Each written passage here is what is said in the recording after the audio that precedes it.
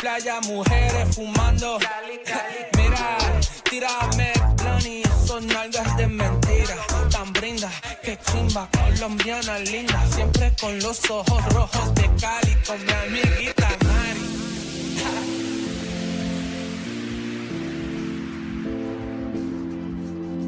My head's in the clouds, can you bring me back down, boy? I need it. My head's in the clouds, can you bring me back down, boy? I need it.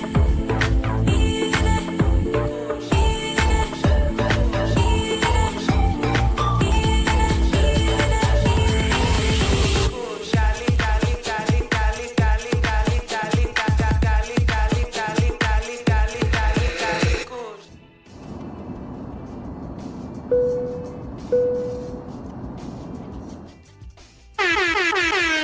Shout out, shout out, shout out. It is a wonderful evening.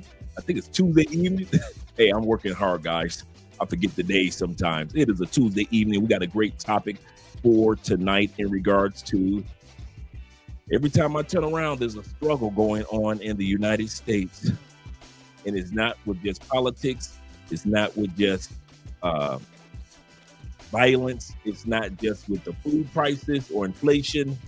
It's just all around everything. Andrea's grandmother just moved to Medellin, Colombia. You know, she's been here in Cali forever. But she moved there to be with family, and she moved there to be with her favorite granddaughter. I mean, her favorite. These are two peas in a pod. Andrea's youngest cousin and Andrea's grandma. Everything was planned for Andrea's grandma to move this past weekend. And all of a sudden, grandma decided she didn't want to move. She had been so used to Cali, Colombia. That's all she knew. Even though she had been to Medellin 100 times over, even though her favorite granddaughter was there, even though her family is there, Andrea's grandmother was so used to Cali that they had to talk her into finally getting in the car, moving all her things to Medellin. And now she's happy. Same thing with a lot of Americans. You travel to these other countries, you see what we show you year in and year out when it comes to cost of living benefits. We show you that in other countries, the medical is better, the food is better. I show you my home, 3-bedroom, 2-bathroom in the upper middle class area, zone 6, which is the highest area or in every city of Colombia, zone 6. Zone 1 is, you don't want to be in zone 1. For $620 a month. $800 if you include utilities. We show you these things for years. Other content creators have shown you opportunities, Americans, for years. And just like Andrea's grandmother, when it's time to leave and be a part of the life that you know you want to be a part of, you get scared and you don't leave. You rather be like Andrea's grandmother, stuck in your comfort zone, knowing that you don't want to be there, but at the same time, you know that just like Andrea's grandmother, you know the life that you really want to have is waiting for you on the other side. So we're going to listen to Americans talk about why is it that we are still here in America? If we see all this stuff that's going on, why is it that we haven't left yet? And they're going to be talking about some of the reasons why they haven't left yet. Like I always say, this channel is not to encourage Americans to leave America. We never do that. We only talk to those of us that are on the fence and are planning already to leave America. And we're just here to help you with information and encourage you and let you know you're making the right choice. No matter what country you're moving to, whether it be DR, Colombia, Panama, Costa Rica, parts of Africa, doesn't matter. Parts of Europe, doesn't matter. Male or female. As long as you have decided to relocate from the West, we're here to encourage you and help you out with information. So also tonight, we're going to be doing a free consultation. Yes, sir. We're going to be doing a free consultation. You guys may want to have your opinions out. The 7 questions that you need to ask yourself, and I talked to guys about this during consultation. There are 7 questions, no matter who you get a consultation from, whether it be me, Richie Mack, Taylor Made Dreams, Russ, whether it be Austin Holloman, doesn't matter where you are in the world. I'm about to give you a free consultation today, guys.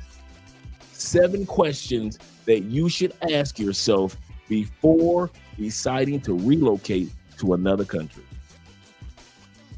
We're going to watch the video first after we do the shout outs. But shout out to all you guys that are here this evening. We got 27 people in the building. Shout out to you guys. And I'm going to keep you guys updated on the video that's going viral right now. It has just crossed.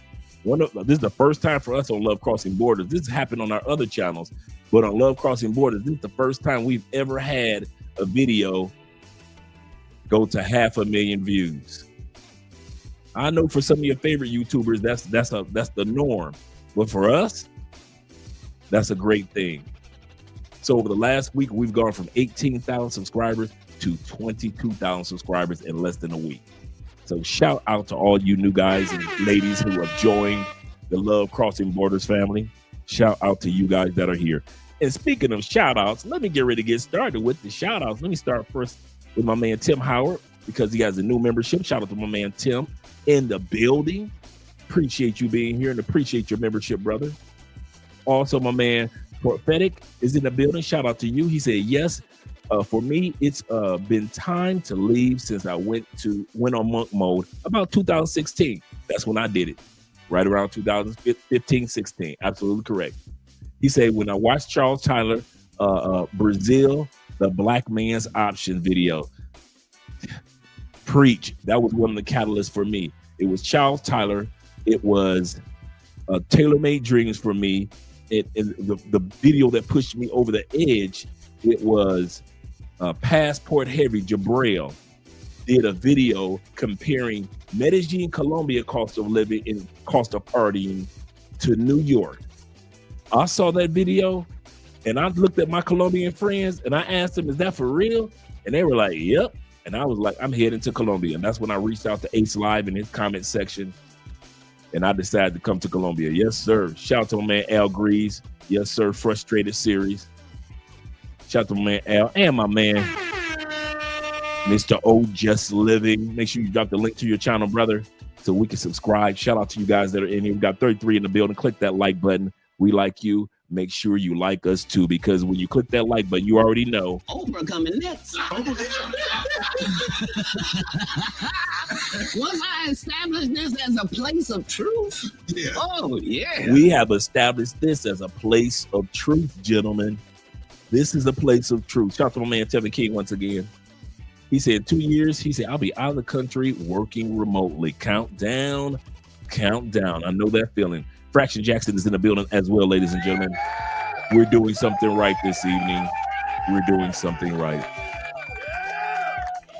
He said, hopefully crypto will help many of us, and it will help many of us accelerate our timeline a little bit. He said, in the meantime, hold the line, gentlemen. Hold the line. That's absolutely correct. Hold the line, gentlemen. Your time will come. And I mean it. I'm not saying that flippantly. Tailor-made dreams, from the time period that he decided to move to DR to when he officially full-time moved to DR, 5 years. Ace Live, officially being able to travel around the world after he began to showcase his videos. It took Ace Live 3 years from when he first started the video to the Ace Live that you know now. I got up my brother, Love, Purpose, and Passports on YouTube. Him and his wife in DR, great couple, great channel. Make sure you subscribe to Love, Purpose, and Passports. 7 years. This couple, 7 years to where he was able to live full time in DR with his wife. Wonderful, wonderful couple. It takes time. I've been hearing Flyboy Way, for example. I heard Flyboy Way a few years back, man, like in 2020, talking about, you know what, I'm going to buy me a piece of property, so forth and so forth. And now he's looking at property. And now he's taking the steps. But it takes time, gentlemen. So the reason why I encourage you with our stories is to let you know that you're right on time. Hold the line. Hold the line. You are doing it absolutely right. Don't think that you're behind time, because all of us took time. Like I said, for me, it was 5 years. 5 years in the making, to where I had already made the plan, and then year 4 I got the apartment, and then year 5 I was officially living in Colombia and married. Andre said, and married. Yes, sir. So shout out to you guys, man. My man David Dice of the Dice family. He says the family Andre and Andre, great channel. Period. Forget Oprah. We're just gonna keep this as a place of truth. Shout out to you. My man Don, aka the Don P, is in the building. Shout out to you. He said, good evening, Andre and Andre. Chat family. Have to catch up on the replay. Do what you need to do, brother, and understand a lot of you guys are busy. But my man GJ is in the building, so we're good. We are good. McBoo is in the building. Shout out to you, brother. Glad to see that you're here. He said, what's good, Andre? And the chat room. Chat lives matter. Shout out to my man KG is in the building as well. We're doing something good. Good evening to you also, kind sir. As well as Bobby Coltrane of the Coltrane family in the year of our Lord, 2025. First of his name is in the building. Once again, shout out to my man Tim Howard. And Jay Anderson, the great, ladies and gentlemen, is in the building. Along with Rico and LJ, the Southern Vegan. The brethren are here. Shout out to you. My man KP is in the building. Love the intro. That's Andrea's intro. That's Andrea's intro, man. I love it. I'm so jealous of that intro. I won't even lie. I sit back and I'm like, man, I thought our intro was good. Man, Andrea's intro. Goodness gracious. I was like, how come I didn't create that one for us? But it's all right. I made that one for Andrea. My man, Like Empowerment 01 is in the building. Shout out to you, brother. Glad that you're here. Glad to see that you're here. Bobby says, hey, Andre. He said, is it the physical copy of the book out now? And how much? I'm actually launching the book next week toward the beginning of the month. This is the reason why. The book is already done. It's up on Amazon. I did not put up the launch date of the physical books. The reason why, I wanted to have my copies first so we can all look at the book and go over the book together. So we could talk about the book, discuss the things that are in the book. And it's all 3 books. So all 3 books, everywhere as possible, bankrupt and bullshit in your life, and the 44 powers, or the 44 laws of travel. All 3 books are going to be launched at the same time. I'm just waiting for my copies that are in the mail right now. So once I get my copies, then we'll go ahead and the launch dates will be next week. So everything is done. Everything is just done. I'm just waiting for my copies to come in the mail, and Amazon has already informed me that they're on their way. So shout out to you guys, man. I'm looking forward to it. I'm excited. I won't even lie. I'm excited. These books have been, man, some of these books have been 12 years in the making, man. Not because I was being lazy, but because I had a lot of research to do. So I'm really excited. And once again, tonight, for you guys that weren't here, we're going to be talking about why Americans feel so frustrated, but yet they're not going anywhere. I'll say that again. Why most Americans feel so frustrated about what's taking place in the States, but yet most Americans aren't going to go anywhere. And we're going to have a free consultation. I'm going to go over with you 7 questions that you should ask yourself if you are planning to relocate or even visit, but relocate to another country within the next 5 months, 5 years, or 15 years. Remember, I always say that, whether it be 5 months, 5 years, or 15 years, you want to see what these 7 questions are going to answer some of these questions for you, or give you some answers immediately right out the gate. So shout out to you guys. So be ready with pen in hand. These are some good questions, and I always ask these. And these are the questions I ask myself too. Yes, sir. Yes, sir. Congratulations, Dre. Hopefully it'll be 1 million. Yes, sir. Yeah. This is a video, dude, the Afro-Colombiana video. You remember last year we did a video of the Afro-Colombian sisters and, you know, Negra and how do you pronounce it, and the history of Black women and you know, Latin women around South America. And I had all type of, you know, the females that was graduating college, the Afro-Latinas everywhere. Afro-Cubanas, Afro-Mexicans, Afro-Puerto Ricans, Dominicans. So I had all these. Dude, that video has been sitting there by itself, ain't bothered nobody. And all of a sudden, dude, I kid you not, that video probably didn't even have 1,000 views, man, for like 9 months, if not 10 months. I'm wondering why our subscriber count is just flying up. I'm like, wait a minute. Did YouTube do something? Did they finally let us have full access to the channel again? Because we still don't have full access. I said, are they giving us back full access? Dude, I look. And I see this, I couldn't even believe it. And I'm looking like, is that 300,000 views on that Afro-Colombiana video? And dude, it's been 2 days. It's crossed 500,000 already. I'm like, okay, for real. Jalupe, more money,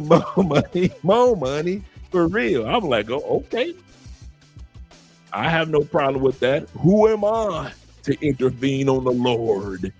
Shout out to my man Terrell in the building. Them Detroit boys. You better back the fuck up out my face, goddammit. I'm from Detroit, Michigan. Don't play with me. You know how we act. You know how we get. Good evening, chat. Good evening, big bro. He say, fire intro. Great topic. Driving to the airport now. I know, countdown. He say, driving to the airport. This is another brother, man. He is a perfect example of A, monk mode. B, making America his business home and not his leisure home. You can make America your second home. I remember I did that video, man, during COVID, make America your second home. You don't have to 100% like it's either or. I'm serious, guys. It doesn't work like that. When I moved to Colombia, it wasn't an either or. When Taylor Made Dreams moved to DR, it wasn't either or. It was, okay, I'll treat America like it's business. I'll do my job. I'll make my money. I'll do whatever I need. But when it comes to hanging out, partying, the ladies, I ain't doing none of that in America. I ain't spending no leisure money, no leisure time in the States. I'm going to the gym. I'm going to church, and I'm going home. And that was my routine in the States. I was on monk mode. I'm good. My leisure, my relaxed life, my kickback life was in Colombia. So just like my man, just like I did, that's what T is doing. He comes down here like every few months now, because this is his home. America is just where he goes to make money and visit family. I'm gonna visit family. I'm gonna make some money. But as far as like Yeah, I'm buy these $300-400 pair of LeBrons. This might be his last year. Let me get these last LeBron. No, ain't nobody thinking like that. So guys, don't think that it's either or. Either you have to live full time out the country, or you have to live full time in the country. No, most of us started off by taking our time and finding out which country was best for us. And then we found out which country was best for. I'm gonna tell you this. One of the questions for tonight is, the question you're gonna ask yourself is, what country works best, and what city in that country and what area in that country works best for your daily routine? You know, I always say that. I don't care nothing about nothing else. What city? I don't care about who got the finest chicks. I don't care who got the best clubs. What city works best for the routines that you want to have in another country? Some of you guys like to go fishing, so it might be Cartagena. Some of you guys like to go golfing, so it'd be Medellin and Cali. Because why? Medellin has 3 amazing golf courses. Cali has 3 amazing golf courses. So what is your routine saying?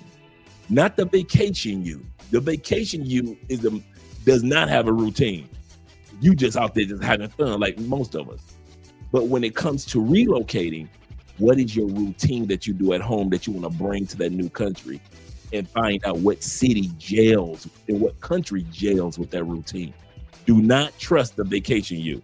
Never, ever, never trust the vacation you. Okay, ask all the brothers in Brazil who don't live in Rio. It will amaze you how many brothers that started in Rio don't live in Rio. They may live in the outskirts, they might live in another city, but most of them, they are not living in Rio anymore. They found the country, and then they found the city that gelled with their routine.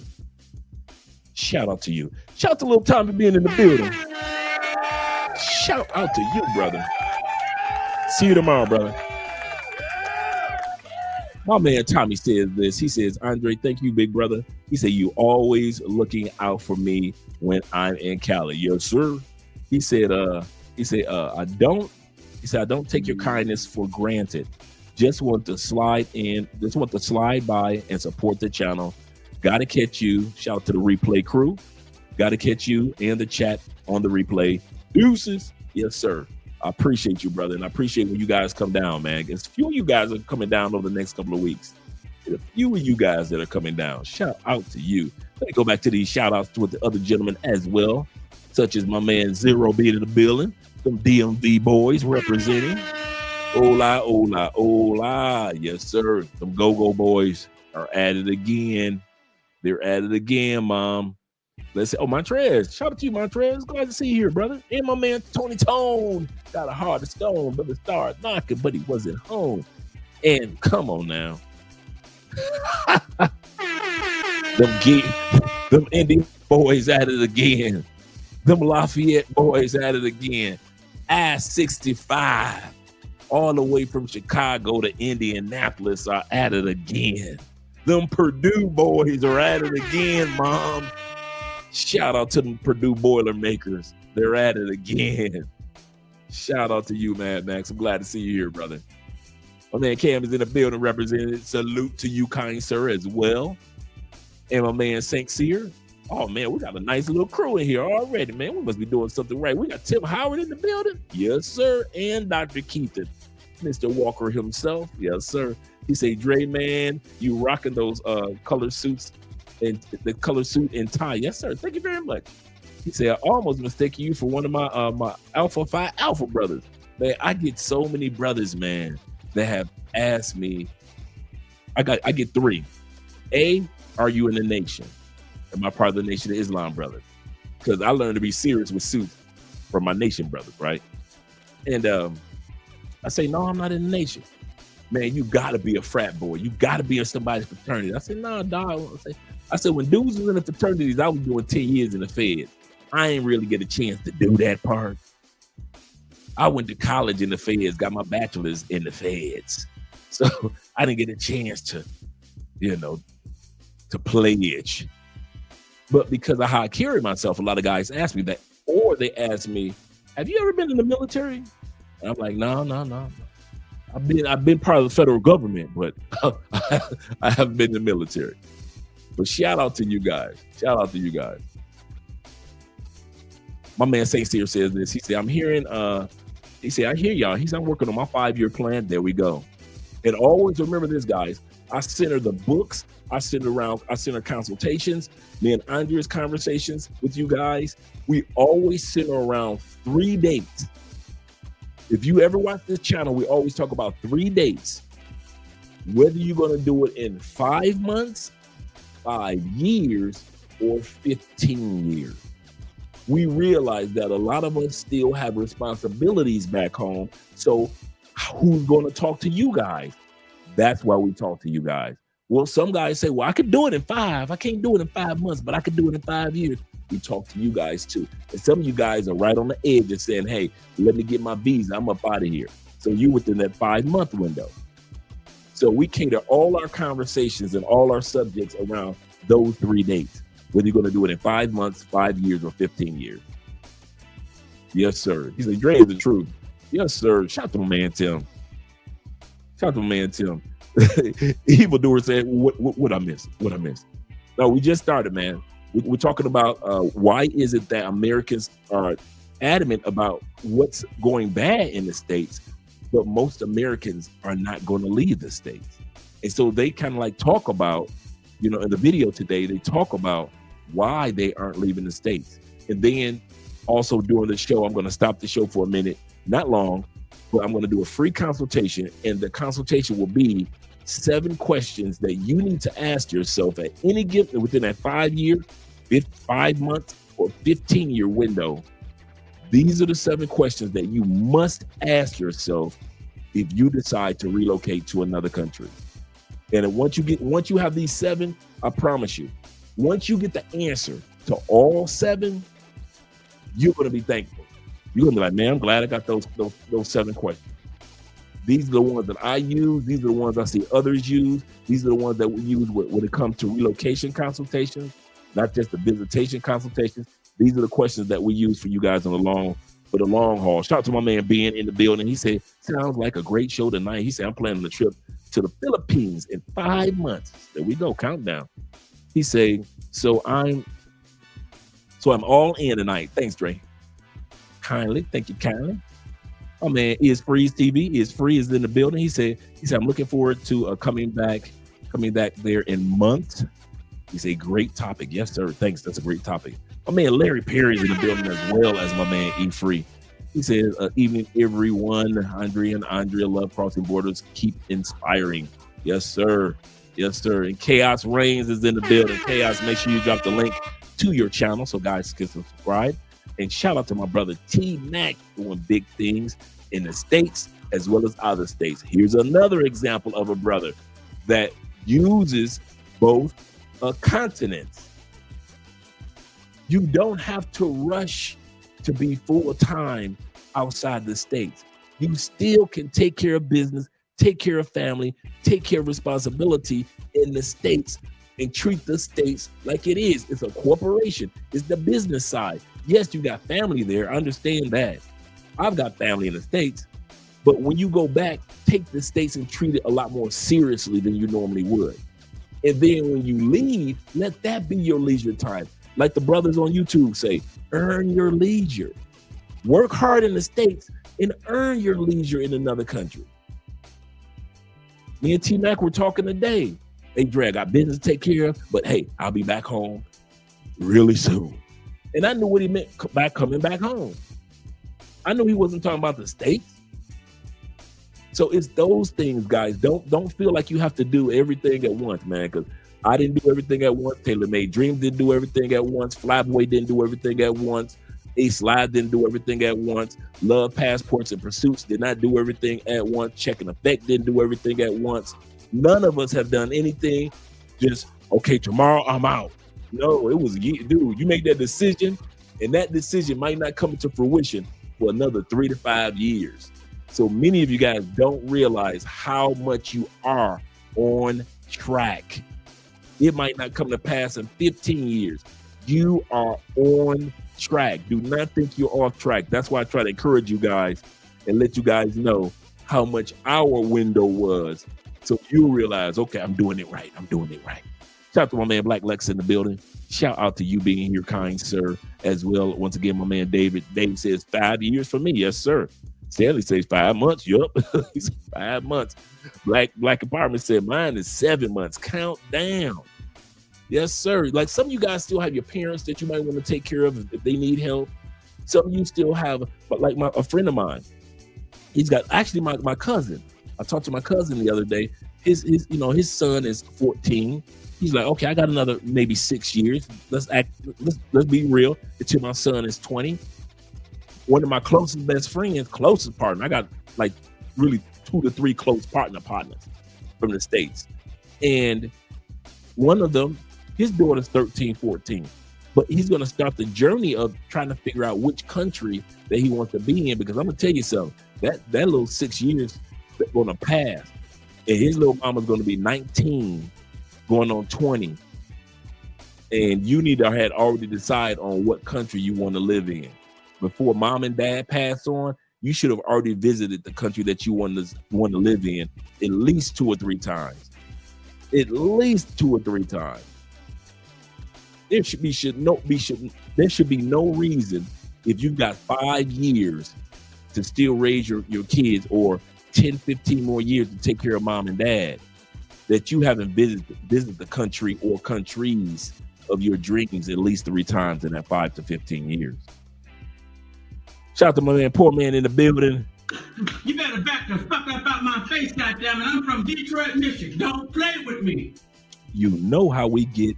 You know how we act. Shout out to my man Rolling Travelers in the building as well. Appreciate this brother being here. I really do. Salute to you, gentlemen. My man Mac McDonald's in the building. McDonald is in the building. Shout out to you. Preach, brother. Preach. Yes, sir, man. Montreal says this. He said, make the year 2025 to break free from this passive mindset. Yes, sir. One of the reasons why I find Americans are, and one of the reasons I wrote the book, Bankrupt and Bullshit in Your Life, because number one reasons why Americans don't relocate, bullshit. I wish I could say it was something else. It's our bullshit. What's your bullshit? Bullshit is defined in the book that I wrote, Bankrupt and Bullshit in Your Life. Bullshit is defined as your excuses. Your excuses for most of us in the world fall under 4 categories: distractions, complacency, discouragement, and your fears. Whatever is distracting you is your excuses, your bullshit. Whatever is discouraging you, you tried it once, or you saw somebody else try it, it didn't work. Then they tried it again, you saw them, it didn't work for them again, so you didn't even try. That's bullshit. You stop trying, and now you stop advancing, and you come up with the excuse for your discouragement.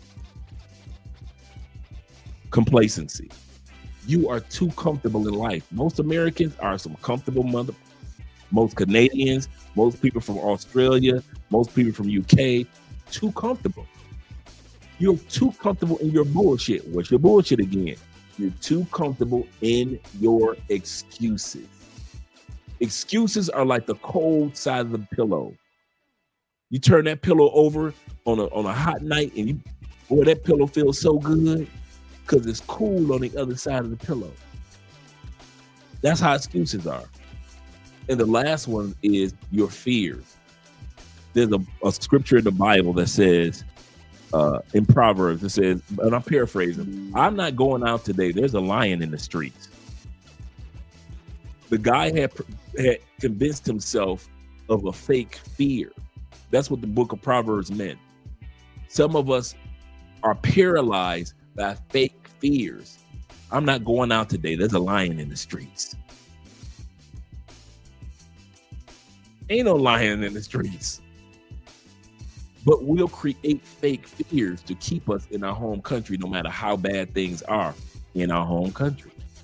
Those are your 4 areas of bullshit. And in the book, I show you how I overcame bullshit. In other words, fear, distractions, complacency, and discouragement. And once you get past those, you could basically do anything. You really can. Even when times get difficult, it doesn't mean that times are going to be easy. I'm saying that all the time. I'm saying when you have a difficult moment, your fears, distractions, complacency, and discouragement, in other words, your excuses won't dictate anything. Explanations will. I talk about that in the book as well. What's the difference between explanations and excuses? Explanations are completely different than an excuse. Explanations can get you to the next level when something goes wrong. You're in another country and something went wrong. Bam, you can explain it and then come up with the answer. You solution focused. You are not solution focused when you're talking about excuses. Explanations take you to the next level. Excuses keep you dormant. Always. Nobody ever advances with using excuses. Your boss doesn't want to hear excuses. Your boss says, give me an explanation on why you couldn't accomplish that. And so you explain. Theo in class. Theo ain't trying to hear no excuses from us. He wants to hear explanations, but he ain't trying to hear no excuse that we got not doing our homework or not teaming up with our teamwork or not coming to class. He ain't trying to hear no excuses. Excuses are all bullshit. And they hold you back. And my bullshit held me back for years. I'm a prime example of how bullshit can get you in jail for 10 years. But once you start valuing your explanations, now you're coming up with resources. Now you're coming up with ideas. Now you're giving yourself a chance because you're using explanations and not excuses.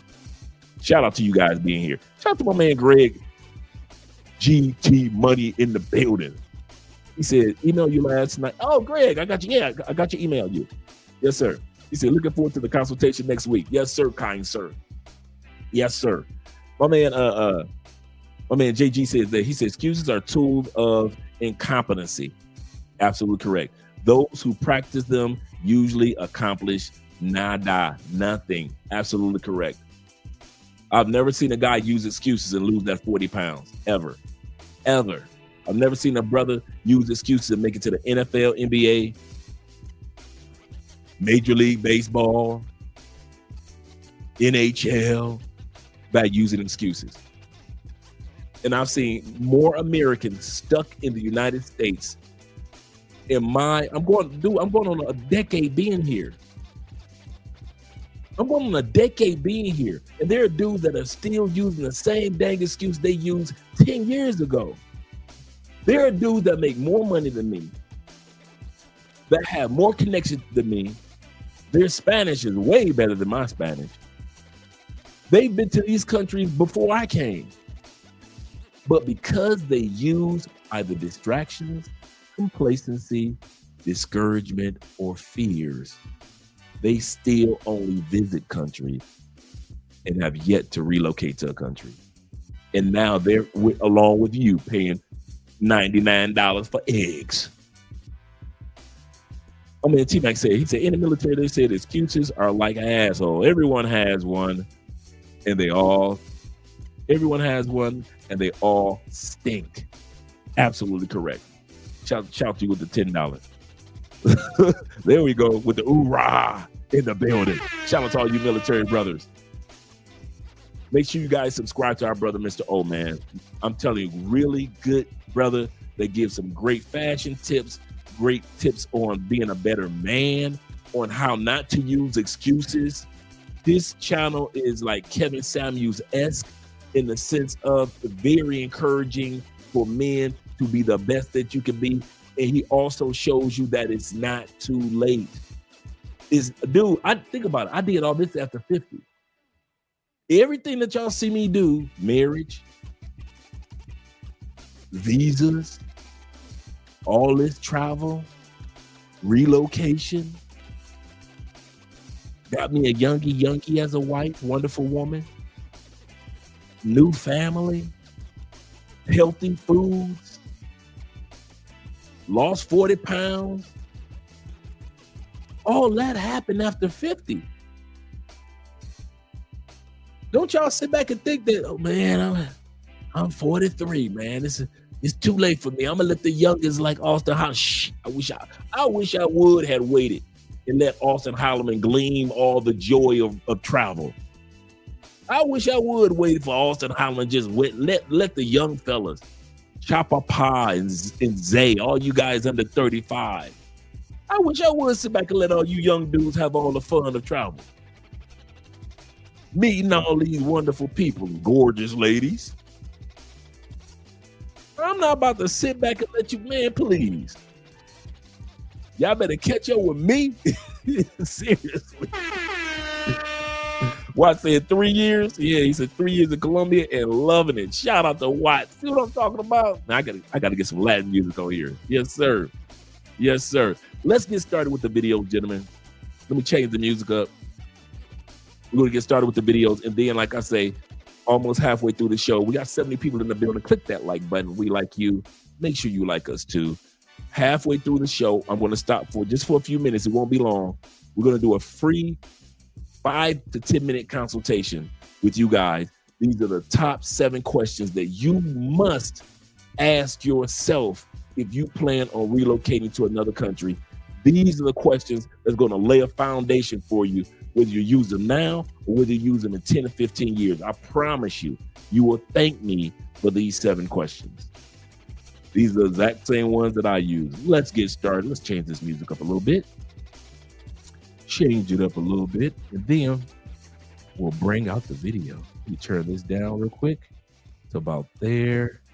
And let's go. Let's keep it smooth. Let's keep it smooth. There we go. All right. Let's get started. We're about to listen to some Americans talk about America. More. Yeah, I'm gonna give you the reasons why. Number 1, everything is poison. Let me bring that back. He's talking about why people are saying that they shouldn't leave America, but he's gonna give you reasons why you should. So I came to the conclusion of there's no reason to stay in America anymore. Yeah, I'm gonna give you the reasons why. Number 1, everything is poison. The air, the food, the water, the clothes, the shampoo, the detergent, the soil. Do I really need to keep going? Number 2, this is not the place where you want to be to have a family. There is no more, how can we put this? Marriage material anymore. Like, people nowadays are just looking for a come up, trying to have a sneaky link, or so emotionally damaged that they're incapable of having a relationship. Seriously. Then you talk about raising kids here? You must put your kids in homeschool. I don't have to go too deep into it. We're having a whole identity crisis. I don't have to go too deep into it. How can you raise a child in America mentally stable without every time they leaving outside of the house, you scared of them getting shot, or you scared of them getting pulled over by the police and them getting shot? Number 3, economically, the dollar is collapsing. We already see this. We see the signs that's coming longevity wise. The power of the dollar has no power no more. The way that we like to live ain't really living. And then, this book, Revelations, tell you on why you should leave Babylon. Oh, and don't let me forget, they finna go to war? So what y'all thinking? Africa, the islands, or South America? Let's mass migrate. What if the old American dream was a lie? What if us not being able to afford to buy homes is here to serve us? So that way we're not locked in and trapped like our parents were. It was buy this house, get this job. For some of them, they have been miserable since they were 30. And now they're 60, still doing the same miserable thing. But my future generation of workers is going to... Whoop! Did you catch that? He didn't say children. He said, my future workers. My future workers. We are cattle. They think of us as little worker ants, little worker bees. Breed so I can have more workers. so that I can keep getting richer while stepping on the backs of you guys. But they're not going to fix the obvious problems of why we're not having children. You know, like affordable healthcare, childcare, making wages livable, affordable housing, you know, having a good environment for these little worker bees to grow up. No, they're not going to do that. TikTok. They say America ain't happy no more. That's what statistics said. Yeah, they came out with a survey, and America is no longer even in, I don't think America made it to the list of the top 15 happiest countries in the world. America used to rank in the top 10 all the time. Now America no longer ranks even in the, I don't think it was, I'm going to look it up as he's speaking. They say 80% of Americans over here in America are not happy. Think about it. Now this is a materialistic country. Everything based off what you see with your eyes.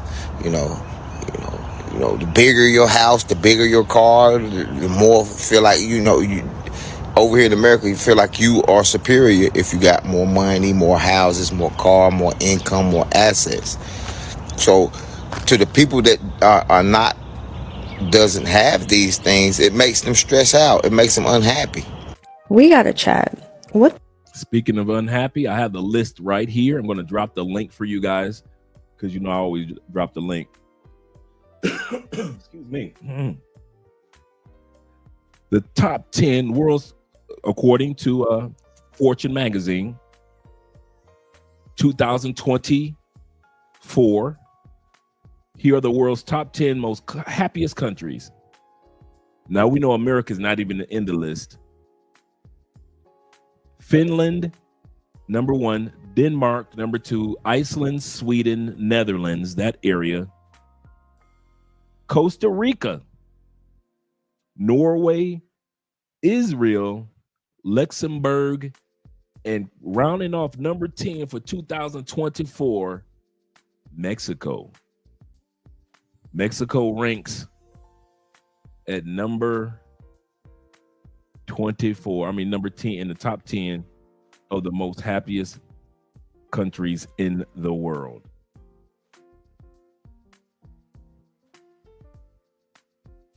Yep. So let me drop that link for you guys so you guys can read the whole article. But yeah, America doesn't even rank in the top 10 countries. It will amaze you how many things America does not rank in the top 10. Our passport is not top 10. You even got the top 10 passport. I think we're like number 11. I know the lowest that we were 13 is at one point in time, we're number 13. The highest that I've seen was number 9. Number 9 passport in the world. The hell are we gonna do? America, we have a problem. I refuse to pay $10 for eggs. I don't even like eggs like that. Why the hell am I doing that? I would not. I just need it for cooking. Something has to give. And when you think about it, capitalism is doing this, is setting prices because they can. And I feel like the only way we can stop this is to take a reference out of France and start a revolution. Not give in to overconsumption or capitalism, which is very hard to do. Trust me, I definitely get that. But the more we resist, I feel like eventually they will back down. Don't get me wrong, I love being single and I love living alone. It's great, it's fantastic, but fuck, it's expensive. Ah! I am so tired of feeling helpless as a parent. Yes, my kids are grown adults. My oldest is 28, my youngest is 25. And I thought by teaching them what I learned, which is you work hard, you get a good job, you're going to get the things in life that you need, right? Worked for me, why wouldn't it work for them? Because it doesn't. Because the world has fucking changed, all right? And now I feel like I see them struggling. And before my generation comes at me, yes, I understand struggling is a part of life. We all struggled. But there's a difference between struggling and drowning, all right? So we struggled and it was tough. But you know what? We made it. We knew there was a light at the end of the tunnel with our struggle. It seems like kids today, no matter how much they struggle, they just get further and further down the water into the drowning point. All right. When I was their age, I was making less than $10 an hour, and I could afford to live on my own. Now you have to be making 6-figure salary to get a decent, tiny little place to live. So what the fuck is going on, and how do we help them as parents? I told my son, all you have to do is work hard, go to college, or join the military like I did. He went to college, got his degree, got a full-time job. He moved back in with me right when he graduated from college because he said, hey, Mom, as soon as I get a job, which was within 2 weeks of him getting out of college, maybe take me 2 months and I'll save up enough money for me to move out. Okay, cool. It's been 10 months. He has saved almost every dime and still can't afford to live. Rashid said that she said, geez, all these negative Nancys. Are all these women being negative, or are they being factual? Put a 1 in the comment if they're being factual. Put a 2 in the comment section if she's and others are being negative. 1, if these people are being factual. 2, if they're being negative. I want to see what you guys have to say. Because some people in the United States don't want to hear the truth. Yeah, put a 1 if she's actually being factual. Put a 2 if she's being negative. If she's just if these women and these men are just making stuff up and it's not as bad as it seems, and Trump is doing a great job, and JD Vance is the greatest vice president of all times, and if all of this is true and everything that we're seeing on the outside, because on the outside world is seeing what's going on in the States. So maybe we make a mistake and see something wrong, and our brother Rashid can see something that we can't see. Because I have yet to see a 2 in the comment section. Thank you, gentlemen. I've yet to see somebody put a 2. Maybe, Rashid, those eggs aren't $90 a carton for eggs, and milk is $500 a gallon. Maybe it's not. Maybe these people are just blowing it out of proportion, and it's just not as bad as they're making it seem. Those TikTokers and YouTubers. Eggs really are $2.50 in the States, and what they're saying on TikTok is not true about gasoline. Everybody's saying how bad the food is. They're just being negative. The food in the United States is healthy. It's the best food around. Of course, we're one of the only countries in the world that have seedless food, like seedless grapes and seedless watermelon. And the rest of the world, they have seeds. But hey, just because we have beef that's made out of the same material they make yoga mats, doesn't matter. They're just being negative. They're just trying to tear down the red, white, and blue. Or are these people actually being factual? And like a lot of people, you don't want to hear the truth. Realize what may not be true for you as an individual. This channel is dedicated to what we call the new norm. See, you can use your story, and I'm not talking you specifically, brother. Any of us can use our story as an individual and make it seems like it ain't that bad. I make this amount a year, and I've got this amount of money put to the side, and I own 3 houses. That's for you. But is that the norm, the new norm for the masses? I could care less about an individual story, success story. I don't care about the Samuel L. Jackson stories. I was a crackhead at one point in time. Now I'm a box office superstar. Those aren't the new norms. I want to hear these people's stories, because I call home. Sometimes I'll call home and I will ask you guys, and I'll say, guys, is it for real like that? Not for a video, not for YouTube, not for social media cameras off. I just gotta, not the news. I'm not watching no Trump. I'm just sitting back and I call regular everyday people and I listen to their regular everyday stories. And everybody I talk to, black, white, young, old, male, female, just about everybody that's got money and people that ain't got no money are talking just like these people. Walmart said over the last 5 years, the #1 growing group of customers that they get are millionaires and multimillionaires. Millionaires consider somebody from 5 million on down. Multimillionaires start about 10 million. Walmart's biggest growing group are millionaires over the last 5 years. And I watched that interview with the head of marketing of Walmart who talked about it. That's how I found out about it. He was being interviewed for Black Friday. He told a story of how our #1 growing clients over the last 5 years are millionaires. In other words, having $1 million, that ain't all that no more. But maybe millionaires are being negative Nancy's. Maybe all these guys in the comment section don't know what they're talking about, and maybe these women and men that are fed up, well, they're just overthinking it. It's going to turn around. It always turn around. Oh, no. Oh, it hasn't. It hasn't. It ain't that. Wait a minute. Pause. Come on. When was the last time the U.S. economy turned around? I'll wait. First time I started following politics was during the Carter administration. Actually, during the Ford administration. Actually, during the Nixon administration. Even as a little kid, it didn't look like it was going to get better. Ford administration comes, didn't get better.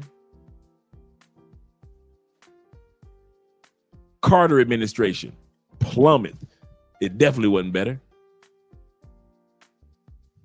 Reagan administration, only for the rich. This is the Reagan 2.0 that you guys are living through. Just in case you guys are wondering, this looks familiar.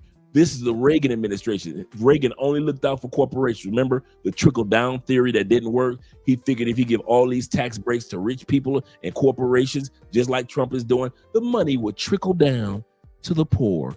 It never did. At least Trump ain't gonna lie to you about it. Trump is letting y'all know, I ain't giving you nothing. If you ain't got money already, I ain't looking out for you. I'm making the rich richer. I ain't thinking about no damn trickling down. If you get in, cool. If you don't, cool. Trump ain't even gonna lie to you like Reagan did. The only time when there was a mass of Americans making money and we had a surplus and not a debt was during the dot-com boom of the Clinton administration. And it wasn't even Clinton. It was just because the internet came around at that time period and .com this and .com that came around during his administration. It wasn't because of Clinton. It was because the timing of Clinton. In other words, since my time being on this planet, watching Nixon all the way until now, it ain't never got better in the United States, and it never will. If you think them eggs prices are going to go back down, y'all crazy. If you think gas prices are going to go back down, okay. When I was there, gas prices were dancing around 3-something. When I was there,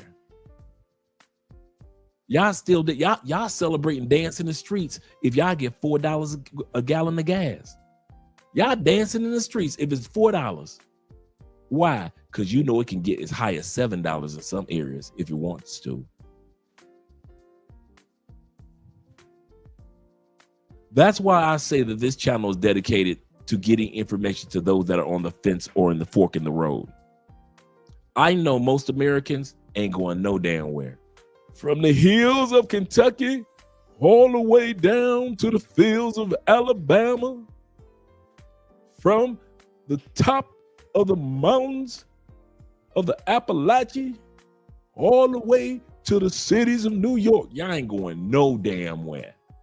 I know it, you know it. You can watch us and see, you can watch Tailor Made Dreams, Ace Live, check it. You can watch us travel. We can put the playbook in your hand like we do on this channel.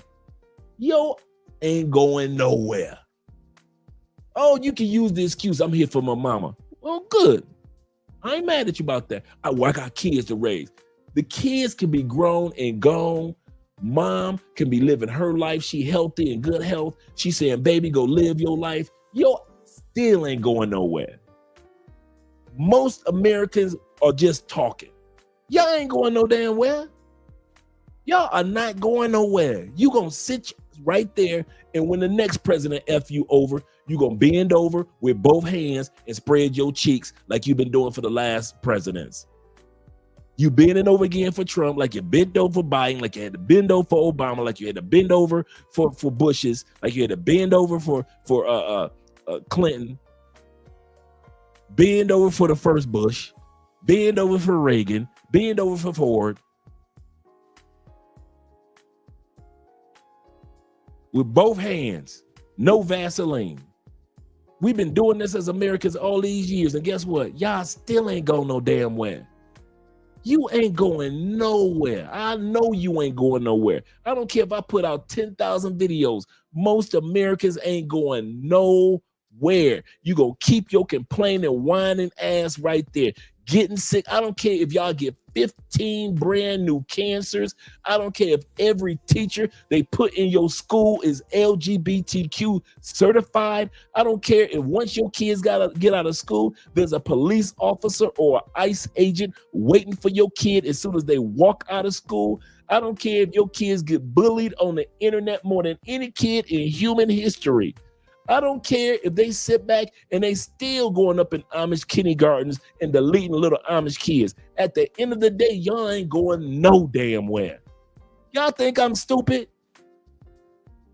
So when I see dudes come on this channel and try to act like, well, they're just being negative Nancy's. No. These people are telling the facts that are going on in the streets of the United States right now. And what you're trying to do is just justify the fact that your ass ain't gonna go nowhere. You just like the story of Booker T. Washington as a child. I've told this story several times. When Booker T. Washington was a child, like 8, 9 years old, slavery ended. Massa called everybody to the front, said, y'all free. They didn't understand. What you mean we free? Y'all's free. Slavery is over. You don't work for me no more. You thought that those people would be dancing and celebrating. But just like most Americans, those people, those slaves broke down in tears. And Booker T. Washington asked his mama, he said, I grabbed my mama's apron and I shook it. He said, I said, Mom, why everybody crying? I mean, we free, right? We could do anything, right? Why, Mom, come on, talk to me. Why are you crying? Massa crying. All the people around, Massa kids crying. Why? Booker T. Washington said, his mama turned to him with them tears in her eyes and said, because we don't know where we gonna go, and we's don't know what we's gonna do. And that goes for a lot of Americans to this day. Y'all black asses and white asses don't know where you gonna go. That's why you ain't going nowhere. And you scared because you don't know what you gonna do. And so you try to mock and criticize each other, or mock and criticize those of us who are actually doing it or plan on doing it and have already done it.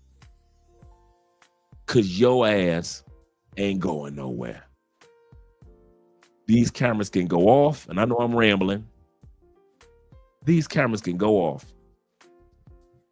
This channel could end. Somebody can give you 100,000.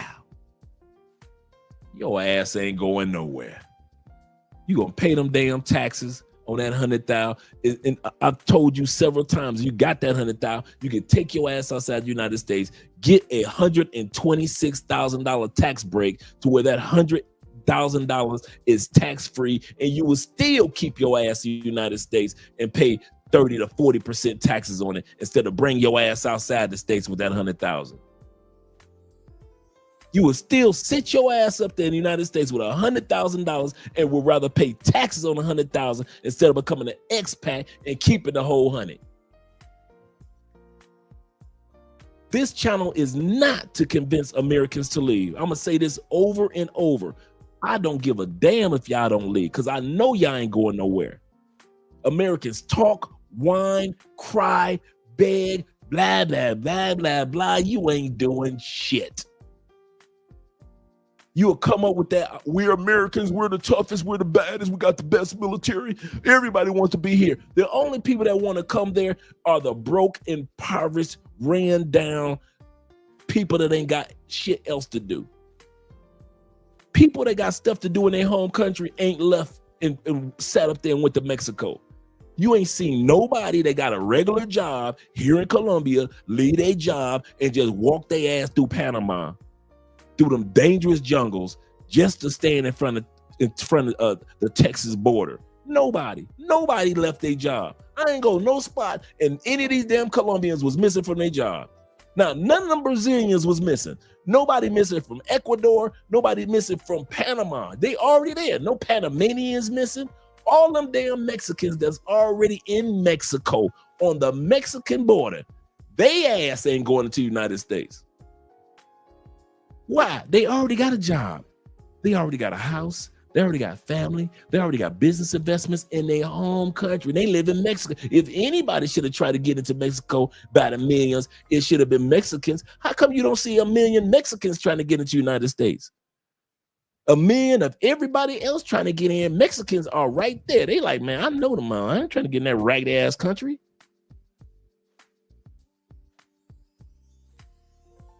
Even ex-military dudes know, man, listen, I just came back to get my benefits, dog, and take care of my kids. Once my kids got old enough and I got 100% disability, man, I'm out.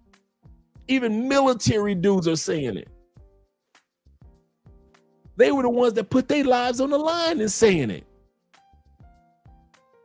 That's why I'm so adamant about the fact I'm 100% honest on this channel. I know most Americans ain't gonna do shit but cry, whine, bitch, get hooked on some type of drug or alcohol to ease the pain, have a bunch of damn kids that most of them can't afford, sit up there and complain about, do the War of the Roses, men complain about women, women complain about men. Y'all ain't gonna do shit to change y'all lives. Y'all gonna live fat as fuck, you gonna die fat as fuck. You gonna live with that unhealthy ass food, you gonna die by the unhealthy food. You can cry about a Trump, and then in 4 fucking years, y'all will sit up there as Americans and elect JD Vance. Tell me y'all won't do that shit. Oh, y'all don't elect stupid vice presidents? Was not Biden a stupid ass vice president? Wasn't Biden one of the ones that put together the mass criminal judicial criminal system, where prison industrial system in which masses of people were incarcerated by way of the conspiracy laws and the racketeering laws, and Biden had a large piece to do with that? Back during the Clinton administration, got all them brothers locked up. You telling me that we ain't never had a time where we had a stupid ass vice president becoming a president? Y'all will sit your ass up there and we'll sit up there and watch JD Vance burn this motherfucker down to the ground with Trump, and you will still vote for JD in 4 years. So who the hell am I to give a fuck about what Americans are doing in America? Because your ass ain't gonna go nowhere and you ain't gonna do shit but bitch, complain, whine, and keep on having them babies in that expensive ass country where everybody keep trying to tell you most of the world is not that expensive. Most of the world does not have to have unhealthy food. Most of the world already has paid days off nationally for your medical needs. Most of the world has at least 30 to 40 vacation days, paid vacation days. We still trying to fight for 10 fucking vacation days in the United States. Most of the world got an hour and a half, 2 hour lunch breaks. Your ass sit up there you sit up there with an hour and in 30-minute lunch breaks and shit. Most of the world's got programs set up to help people and not shame the poor. The United States makes it seem like, not even make it seem like, the United States is one of the few countries in the world where you could be arrested for being poor. Oh, you can't be on this street. Why? You're poor. Well, sir, we're going to have to arrest you. This is illegal to sit on this street. So if I was poor in the United States, y'all would lock my ass up for being poor. I done fell on some hard times. Y'all will lock me up for being poor. If I park my car on this street, United States is one of the few countries in the world where if you park your damn car on the street and you sleep in your car, United States gonna lock your ass up for sleeping in your own shit. And you think I give a fuck about what Americans think? I didn't give a fuck about what Americans think while I was in America. Why you think my transition out of America, Tailor-Made Dreams transition out of America, all those sisters in masses, Black women in masses are leaving America? You know why? Because they ain't wasting their time no more giving a fuck about what y'all thinking in the United States or in Canada or in UK. Sisters are gone. You niggas, stay. Stay. Them sisters leaving in masses. Them sisters are, brother, if you see the research and the information that I see behind the scenes, what Black women are doing and helping each other out when it comes to the quiet exodus of Black women in the United States, you motherfuckers will sit back and your jaw would drop. Sisters are hooking each other up. They can't stand each other in the States, but when it's time to leave that motherfucker, man, they helping each other with a mass exodus. They get less than a damn about what y'all talking about. So you keep on saluting in your my country, 'tis of thee. I love the United States like you do, but I'll be damned if I'm gonna sit up here and try to tell these people that are sharing their story on video, they're just being negative Nancy's. It's not that bad. I mean, look at me. I'm doing great for myself. I've got a few investments. My kids are doing great. It's not that bad. They need to just, pull up their bootstraps and roll up their sleeves. Things are going to get better. Hey, I know her. She said her son was in his 30s and the other one was 29. They saved all their money and they tried to get a place to stay, but just wasn't enough in America. Those kids, they need a father figure. Where's the father? Like I said, Americans are full of bullshit. What's your bullshit? Excuses. Full of fucking excuses. So when this live stream ends, I don't care if it ends today. I don't care if it ends in 20 years. I don't care if it ends the last episode in 5 years. You ain't going no damn where. I don't even see why you dudes that ain't going nowhere even watching this channel. Here's what I recommend for any dude that ain't even trying to get the knowledge. You ain't got this channel is not dedicated to that you've already made up your mind. This channel is dedicated to help you have knowledge and information. So if you do want to relocate to another channel, you got the tools or the research that's already been done for you. That's what this channel is dedicated to. I don't give a fuck about you partying in Parque Yaris. I don't care about no damn party in Sosua. I don't give a fuck about no bitches in DR. I don't never talk about no bitches. My job is to give you guys, my wife's job is to give you guys the information that you need so you can get visas, so you can get health insurance, so you can have a new life, so you can get healthy foods. I don't give a fuck about them bitches that y'all be fucking in them other countries. Fuck a bitch in Brazil. I want to see you live in Brazil, in whatever country you live in, and you got to deal with that bullshit that everybody else is dealing with in the States. And you can be like me, sit back with a drink in your motherfucking hand and watch them goddamn white folks on January 6th tear that motherfucker up. You think I was laughing at them or mad at them white people for running up in the goddamn Capitol? I'm looking like, damn, eating my popcorn. Damn, white fuck, they losing their mind. Come here, babe, come look at these stupid ass. Ain't had nothing to do with me. When Trump got elected the first time and got elected this time, I'm like this. Shit, damn. They didn't got Trump up in there again with JD. JD didn't even like Vance. I mean, JD Vance didn't even like Trump. What, JD on Trump's side? Okay. Shit, I wasn't worried. Shit. Wait till y'all. Wait. Did they win? Babe, did they win?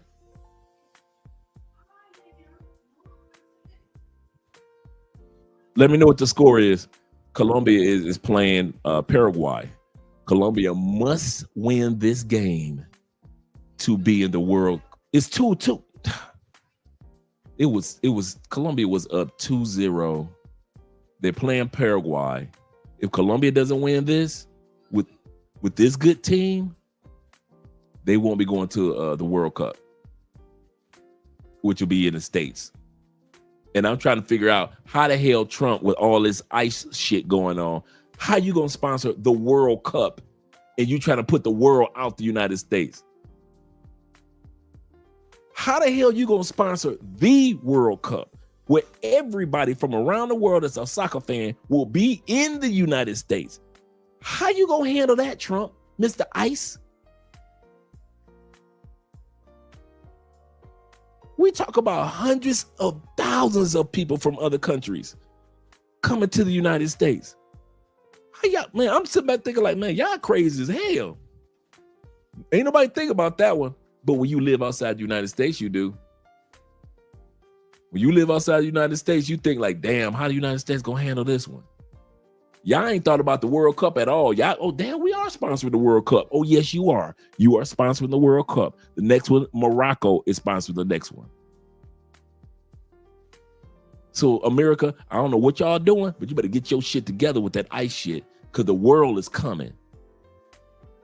And they are not going to be standing on the damn borders waiting to get in and see their favorite teams. But like I said, that's just Andre's take on it. That's just Andre's take. He said, baby, put in this cup. He said, it's Tuesday, Dre. Friday night, I'm drinking agua, just drinking water. Seriously. He said Trump is sponsoring the World Cup so he can get those immigrants all in one. Yeah, for real. Shout out to you guys. Yep. It's free says, he said Trump is just trying to delay that 2030 to 2035 white people becoming the minority. That's another one. That's another truth.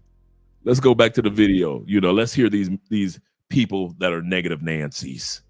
Let's listen to what these negative Nancy's are talking about.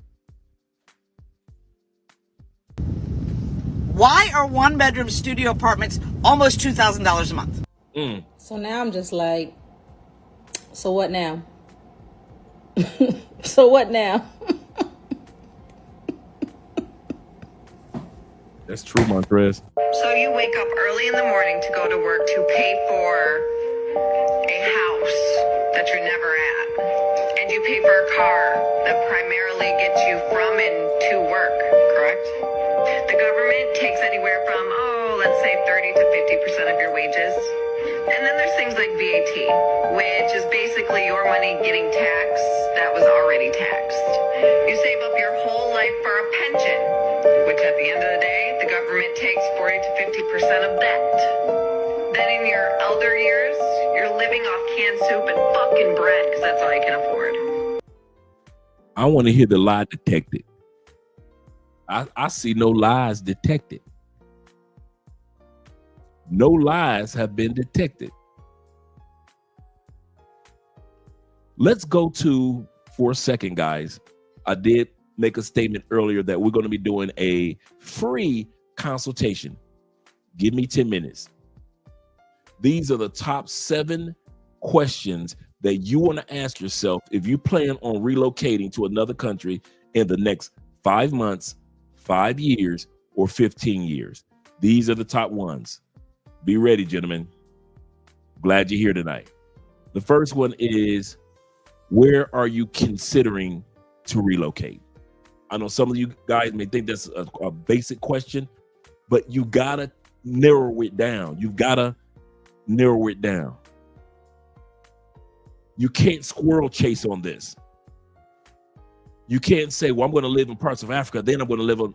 Have you been to Africa yet? No. Well, how do you know you're going to, if that is going to be your bat cave? You're going to narrow it down to one country to live in. The others you can visit as many times as you want. I live in Cali, Colombia, but you guys know me and Andre are always gone somewhere. There's nothing wrong with having a bat cave, and then, like Batman, all your adventures take place outside the bat cave. So the first question you want to ask yourself, you got to narrow it down. Narrow your list down to 3 countries. I don't care if it's in 3 months. I don't care if it's 5 years. 5 months, 5 years, or 15 years. You got to narrow it down to at least the 3 countries. Some of you guys already know. You're like, hey, I'm Brazil. I'm DR. Hey, I'm in Philippines. I already got everything set up. You already know what your country is. But that first question is that some of you guys don't realize how important that one is. It's vital. That country is the country that's going to take care of you when you have medical needs. That country is the country that you're going to be when it comes to healthy food, healthy air, healthy water. That country is where you might meet your girlfriend or your wife. That country is where you're going to meet new friends and network. That country is where you might even purchase some Airbnbs or some properties. So that country, when I sit back and I say, what countries are you considering to relocate? Don't take that flippantly. And the other thing I said, do not trust the vacation you to choose the relocation. Your vacation you will fuck you over. It will have you in goddamn Trinidad some damn where. Why? Because you went to the Trinidadian festival and had a great time and met you some of them Trinidad sisters and had a wonderful time with as many big booty Trinidad sisters as you. And now your ass living in Trinidad and you hate living on a hot ass island. You just want to visit there. Don't trust the vacation you. None of us who have relocated to these countries trusted the vacation us to make the final decision. Now, a country that you have vacationed to might be the one to relocate. I'm not saying they'll be opposite. What I'm saying is do not trust 100% in the decision of I went to a vacation there and I had fun in that country, so I guess that's the one. No. Make sure that's the one. So at least narrow it down to 2 or 3. Question number 2 is this. When will you be visiting each location? I don't care how many YouTube videos you watch about that location. I don't care. Take it from me. When we stood under the Eiffel Tower, it ain't nothing like just seeing it on TV. It's nothing like it. For some of you guys, when you are in Thailand and you are in Pattaya and you are on the beach and you're like, this is not a YouTube video. This is not an advertisement for Thailand. I am actually here. That experience is nothing like just hearing about it from somebody else. For some of you guys that want to come to Colombia, you can watch all the YouTube videos you want, but it's nothing like when you first make your trip here. So you have to decide on a when you're going to make your next trip to that location that you think that you want to live in, or those locations that you want to live in. You've got to experience them. I'm going to say this again. You must experience them. This next trip, the reason why I use the term next, when is your next trip going to be? Because your next trip, even if it's your first trip, must be a recon trip. Remember I talked about don't trust the vacation you. So question number 2 is, when are you going next to that location? Because some of you have gone to a location 10 times, but you never did a recon trip. This next trip or your first trip there, let it be a recon trip. Okay, where do I open up a bank account? What type of medical do I need here? I want to know where the real grocery stores and the fruit markets and the meat markets are. I don't want to know where the tourist spots are anymore. I want to know if I'm in that city in Colombia, I want to know where the zone 6 is in the zone 5. I've been smashing chicks from zone 1 and zone 2. I want to live in zone 5 and zone 6, the upper class and the upper middle class areas like we live in. You partied in zone 3. That was the vacation you. Now it's time to do some recon. Now it's time to find you a good dentist. Now it's time for you to find, okay, where do I find a good doctor's office where I can give me a nice full exam that's not expensive? Is this area in walking distance? I'm doing recon now. I'm not down here to find out, give me the top 5 nightclubs. That's the vacation you. So number 2 question is, when is the next time you're going to go? Because this time you're doing recon. You're going as if you got a pen and a piece of paper in hand. Fuck partying. I'm going to say this again. You go on recon, you might not even make it to a club. I got partners that come down here, man. I kid you not. These dudes come down here on 100% recon, take care of business. They've been to Cali too many times to party. They've had a good time. But they said, this trip, I'm doing recon. So that's number 2. Number 3 is, which city, like I always say, which city in each country are you considering? Just like you guys have considered more than one area in DR, some of you guys are like on the outskirts of Sosua, like you're like a playa. Some of you guys are Punta Cana guys in DR. Some of you guys are like me and Andre. We lived in DR, we Santo Domingo. I know it's hotter in the south compared to the north of DR, but we in Santo Domingo. You got to decide on what city that you're going to be in. You can visit all the other cities as much as you like, but you got to have you a bat cave. You got to have one bat cave in one country, one city, in one city. So decide on your city. Don't trust the vacation you to decide. Like I said earlier, talk to guys that are in Brazil right now. Most of them dudes don't live in Rio no more. Them dudes in every other city but Rio. I don't talk to too many dudes that in Brazil that are in Rio. All of us that cut our little teeth on Rio. And ain't nobody living in that mama. Because soon as you get settled, you're like, man, I'm tired of being around all these tourists. I live here now. I'm trying to find a different. So now you go to different other cities in Brazil. Same thing like with Richie Mack. Richie Mack lives on the outskirts of the major city. He's not deep in the heart of the major city because he doesn't want to be around all those tourists all day long. Take it from me. I don't miss that being in Tampa and Orlando. So that's number 3. Which city or cities in each country are you considering and why?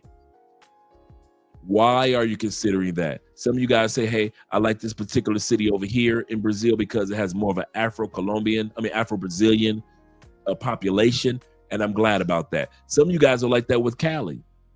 You're like, you know what? If I go to Cartagena, it's brothers and sisters, but it's hot. I'll visit, but it's too hot. Medellin got a cool population, but it's not like Cali. And so a lot of you guys come down to Cali because you want to experience that, that big city on a slower pace, but a lot of, 40% brothers and sisters. And it ain't a bunch of tourists around here either. So you ain't got to worry about the competition. So ask yourself why. Number 4 question that you want to ask yourself, guys. I kid you not. Do not take these questions for granted. Which side, I often say this, which side or area of those cities are you that best work with your daily routines? I don't care about your vacation not having a routine self. You chose Sosua and you ain't had no routine in Sasua. You just having fun as a vacationer, right? You need to choose a city in DR that gels with the daily routines that you know that you're going to have for yourself. That gym routine, that going for a walk routine. I need a grocery store near me routine. I need a mall near me routine. I could have been on the south side of Cali, man. Andre could have been on the south side with the big houses and everything. But the south side of Cali doesn't gel with our daily routines. I want to be in stuff that's in walking distance. When you guys come to town, if Andre is gone, I don't have to feel isolated. I can either catch an Uber to where you are 5 minutes away, or I can walk 15 minutes away. I want to be in a part of a city that's in walking distance and in a safe side of the city. Caught that? I'm in zone 6, zone 5, zone 6. I'm in the safer side of the city. Not saying that stuff doesn't happen over here, because it rarely does, but it does. Rarely. But it's not zone 1. It's not zone 2. And you don't want to get caught in the zone 1, zone 2. Shout out to Fawdy being here. I'm going to get to you in a minute. And I'm going to get to the cash apps in a second, guys. So that's number 4. Which side of the city is very important. Don't take that for granted. Do not take that for granted. Some guys that still live in Rio, I bet you they don't live in the tourist area. Bet that. They don't want to be bothered with them tourists all day. It's kind of funny. You start as a tourist in a city, and then all of a sudden you don't want to be around tourists no more. No, I don't want to be around them people. I'm not trying to be around them newbies. Number 5 is, how soon are you looking to move? You must give yourself, this one was a game changer for me. You must give yourself an expiration date. A date when your experience as a full-time American in America expires. Mine was November 2019. I told this story before. I told my coworker, my boy Petey, shout out to my man Petey, Chi-Town in the house. I told Petey a year before I got ready to leave, I'll be heading out November 2019. I signed in that January of 2019, I signed my lease. I had my apartment that we were staying in for 5 years. You guys have seen it who've been following the channel. I wasn't even here full time. I knew I was going to be in Cali, so that's why I got it unfurnished. I knew what side of the city I wanted to be on. That's why I got it unfurnished. But if I wasn't sure, we would have gotten it furnished. If I wasn't sure about the side of the city and I wasn't sure about this city or about this country, we would have did like most guys and got a furnished Airbnb or a furnished apartment. So if you're not sure about what city or country yet, and you kind of figure, but you want to wait 2 or 3 countries or cities first, get you a furnished apartment. But if you are sure about the city and the side of the city, get you an unfurnished apartment. Set yourself an expiration date that you can start purchasing furniture here and there.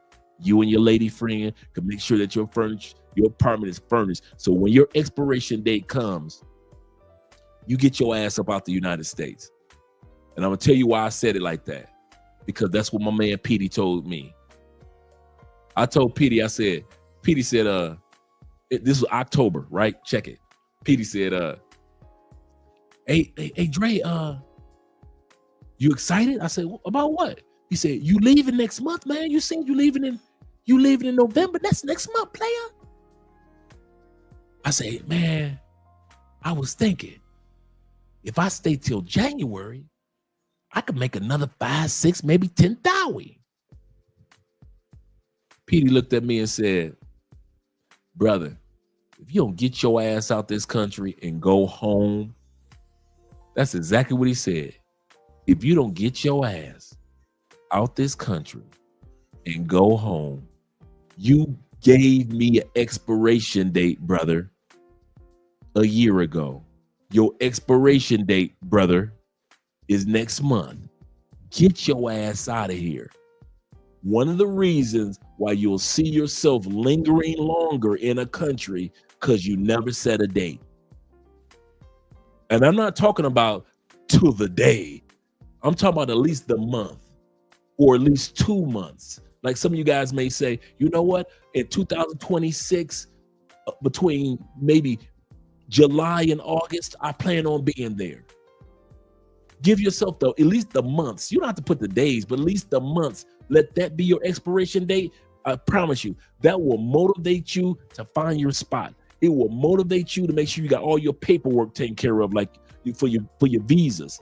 That'll motivate you to make sure you got you got all your everything in order in the States. You done said all your goodbyes, because that last year is gonna fly by. That last year of being in the States, bruh, is like the last year in prison. That's gonna fly by. And the last 2 weeks in prison is the slowest time. Goodness gracious, your last 2 weeks in prison, and it seemed like it's 2 years. Seems like it's 2 years, I'm telling you. But I digress.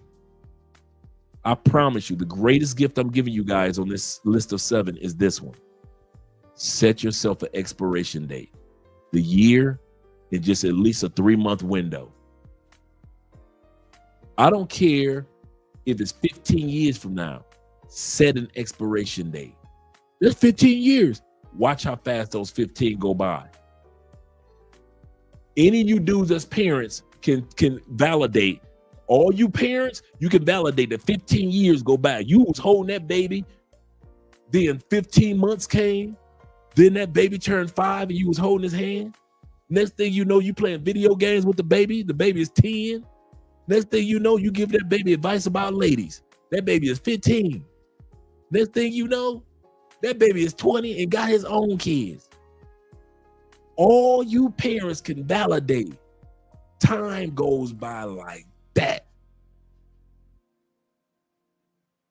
So it is when you're relocating to another country. Don't think that you've got time. Parenting taught a lot of you guys you don't. Parenting taught a lot of you guys that you don't. So set an expiration date of how soon you are at least thinking about, you're thinking about moving. Number 6 of the 7 questions that you must ask. I'm not saying that you should. I'm saying you must ask yourself. What do you see as some of the pros and the cons of the location that you're going to? Every city in every country have pros and have cons. That's when it's time for you to do your homework. That's when it's time for you to either look it up yourself or get consultations with somebody that's already there, get involved in some groups of people that are, if you're moving to Portugal, there are so many Black in Portugal groups. If you're moving to DR, Black brothers in Portugal, in DR, brothers and sisters in Philippines. There's so many groups on Facebook for you to join. The Cali, Colombia groups that we got, and then the groups that are already here. You must weigh out the pros and the cons of where you're going to be relocating to. Don't make it seem like it's all pros. Oh, it's so what? No place is Shangri-La. No place is the perfect place in all the land. You're not leaving a perfect place, and your ass ain't going to a perfect place. It's just perfect for you. Like Colombia is perfect for me at this moment in time. And then the next country will be perfect for me and Andrea. Make sure that you weigh the pros and the cons. That's why I say don't trust the vacation you. Why? The vacation you always see the best in DR. The vacation you will always say the Philippines is the best. The vacation you will say Tanzania as well as South Africa. It's wonderful.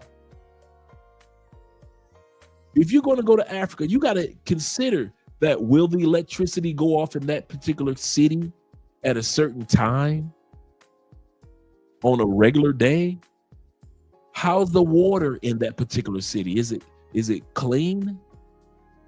How are the taxes in that city? How are the women in that city? Are they westernized? Am I going from one westernized country to another westernized country? You've got to weigh the pros and the cons, guys. That's number 6. Weigh the pros and the cons. Number 7, the final one. If you are looking to, shout out to my man Los in the building. If you are looking to relocate to another country in the next 5 months, 5 years, or 15 years, number 7 question you must ask yourself: what are the visa requirements for long-term staying there? And when I say long-term, you're not staying there 90 days or 60 days anymore. You're looking at a year or two per visa. You've got to find out what the visa requirements are of that country before you leave to go there. Who wants to go all the way to Kenya just to find out that you need this paperwork, that paperwork, this paperwork, that paperwork, and you forgot to get it back in the States? Now you got to fly all the way back to the States to get certain things done, when all you had to do was find out what the visa requirements are, if any, for each one of those countries, and then have that paperwork ready when you get there to be able to file your visa as an easy transition. Andre and I have worked with individuals to get their visa done for them. And one of the things is some guys had to go back to the States to get certain paperwork because you couldn't get it sent over here. Like your FBI background check. They need to do your fingerprint. You got to physically be back in the States to do that. So those are the 7 questions. Told you get free consultation. 7 questions that you must ask yourself before you relocate to another country. I don't care if you got 3 countries that fall up under the umbrella. I don't care if you have 5, but you need to narrow those countries down. You can visit all the other ones, and you can visit the States. Like I said, it's not an either or. Like my man Los. Los didn't just sit back and say, day one coming to Colombia, I'm officially here in Colombia, day one. No, it took time. It took a process for him to be here full time. All of us, no matter what country you go to, guys, it's going to take time.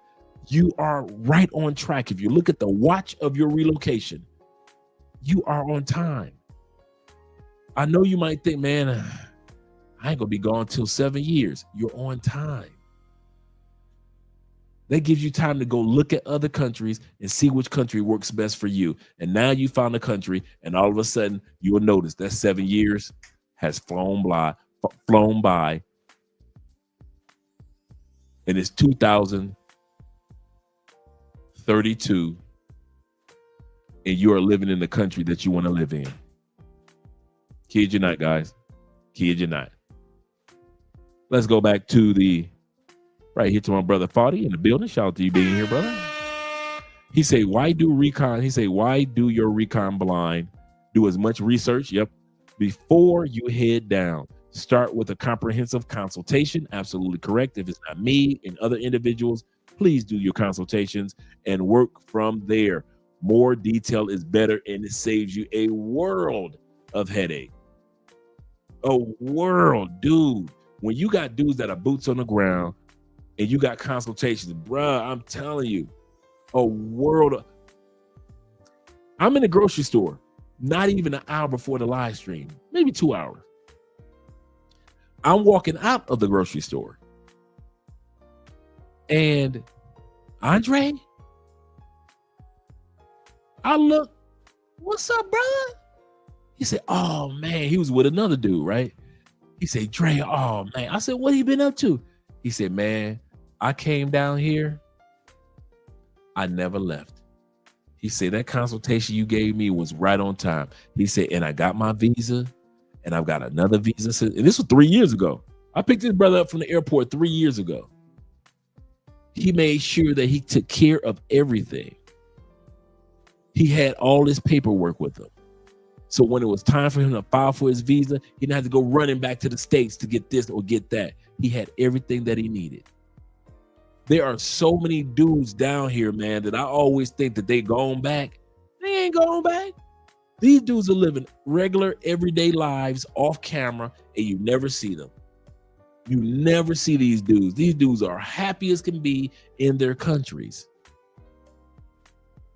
So when we sit back and say, dude, get that consultation, get it. Get it. I promise you, man, it's well worth it. Let's get back to the videos. Shout out to you guys being here. Let me make sure I don't miss anybody on the Cash App either before we go back to the videos. Shout out to you guys. And I hope that information was very informative and helpful. And the cool thing about this video, you can go back and watch this. Shout out to you guys. And shout out to my brother Rashid, man.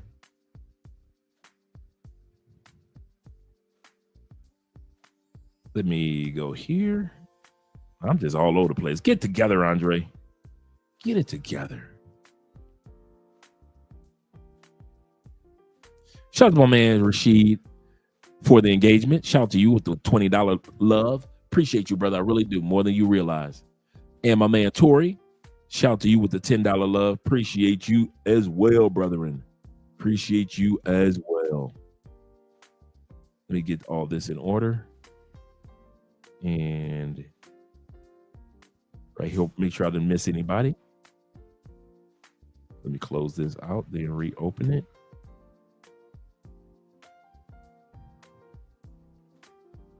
And my man Alexis, once again, with the $10, showing some love. Appreciate you guys. Really do, man. I don't just say that flippantly, man. We as black men don't hear that enough. I appreciate you. We as white dudes don't hear that enough. You know, people automatically assume that white dudes is having it good because they're white. White dudes be having some bad days too. And so I appreciate you brothers, man. I really do, man. I don't take that for granted, man. We've been on this journey for 6 years, man, in 2 weeks. 2 weeks will be 6 years on YouTube. You guys have been with us when we was only making $400 a month. You guys have been with us when we were making $30,000 a month. You guys have been with us when we crossed the threshold of over $500,000 from what we do on and off of YouTube. So when I sit back and I say, I appreciate you guys, I appreciate because we all rode this journey together and we still riding it till the wheels fall off. When you guys meet me, I'm a regular, down-to-earth, everyday Dre. I ain't funny style. I'm like, let's have some cigars, let's drink some beers, let's have our favorite drinks, let's go get some fish to eat. I meet y'all at the airport. Y'all see your boy just regular old Dre. I ain't funny style. I'm chopping it up with you while we're in the car. I appreciate you brothers, man. I really do. Black Nubian, them Canadian boys in the building. I told this guy where I was from. He said, oh, Canada. Shout out to you being here. Let's get back to the videos, guys, because there are some things that's going down in America, and Americans need to get it off their chests. And then you get your state pension, which you can't get until you're like 180 years old. And even with that, if you die before you get it, you can't even pass it down to your kids. The government takes it. We are all getting scammed so fucking bad. It's almost comical. People don't see this shit. How can you work 40 or 50 hours a week, especially nowadays, to pay for fucking nothing? So figure 200 hours a month, you give your life to a corporation, and then halfway through the month, you're struggling to get to payday. Sounds pretty fucking familiar, doesn't it? We're giving our lives away for nothing. It is a scam. We're losing more by going to work than staying our asses home. All a big scam. It's called the American Dream because you have to be asleep to believe it. I think the new American dream is to leave, to pack up and head to a quiet European town or a beachside village in Asia, somewhere where we aren't being poisoned by our food, we don't need 2 to 3 jobs to survive, and where healthcare isn't a luxury, but the norm. Someplace where people stop and appreciate the little things and enjoy the slow life. Come on now, girl. And you say Shot City. My bad. I meant to hit that one. I meant to hit this one. Shout out to the Shy guys, the Chi-Town guys. Do you know there are times, and I never told Andre this, but I'm gonna tell you guys this because you can relate to it. Do you know that there are times where Andre and I just go out to have an ice cream cone or a cup of coffee? And I think about how much most Americans are back home busting y'all asses while I can get up in the morning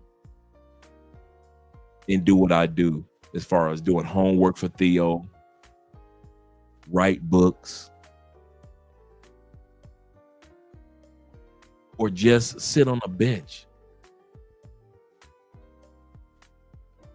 If I mean this part that I'm about to say is very important. If I'm having a bad day, I don't have to take it out on myself while at work. It's one thing to be having a bad day and you can work it out in your mind by going out for a walk.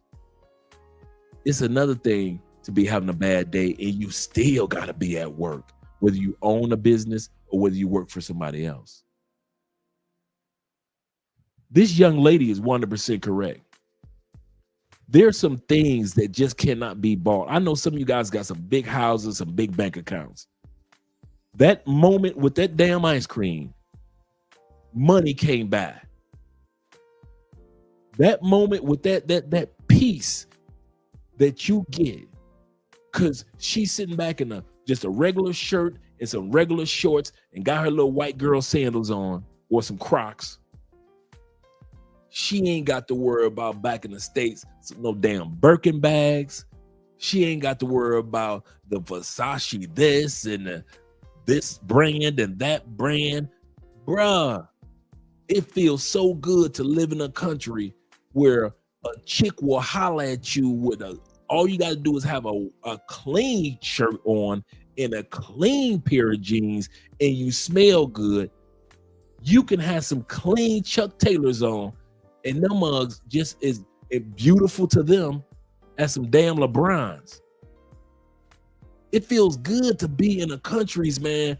And I'm not just talking about Colombia. There's a lot of countries. They like fashion. They like style, but they ain't pressed for it. In America, you always press for a fucking brand. And the crazy part, most of the brands we press for are European brands. Gucci, Fendi, this one and that one. I'm gonna tell y'all something. When I was in the States, I was pressed for one thing. That moment right there. I didn't give a fuck about hitting $100,000 in the States.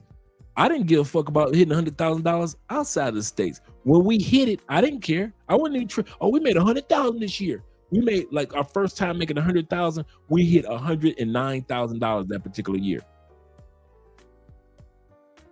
The one thing that I was pressed about was that moment, that piece that young lady has, that money can't, that one right there, where all the rest of y'all asses at work on a Tuesday or a Thursday afternoon, she can sit at. That's what I wanted right there. That's what the sisters are sharing with each other.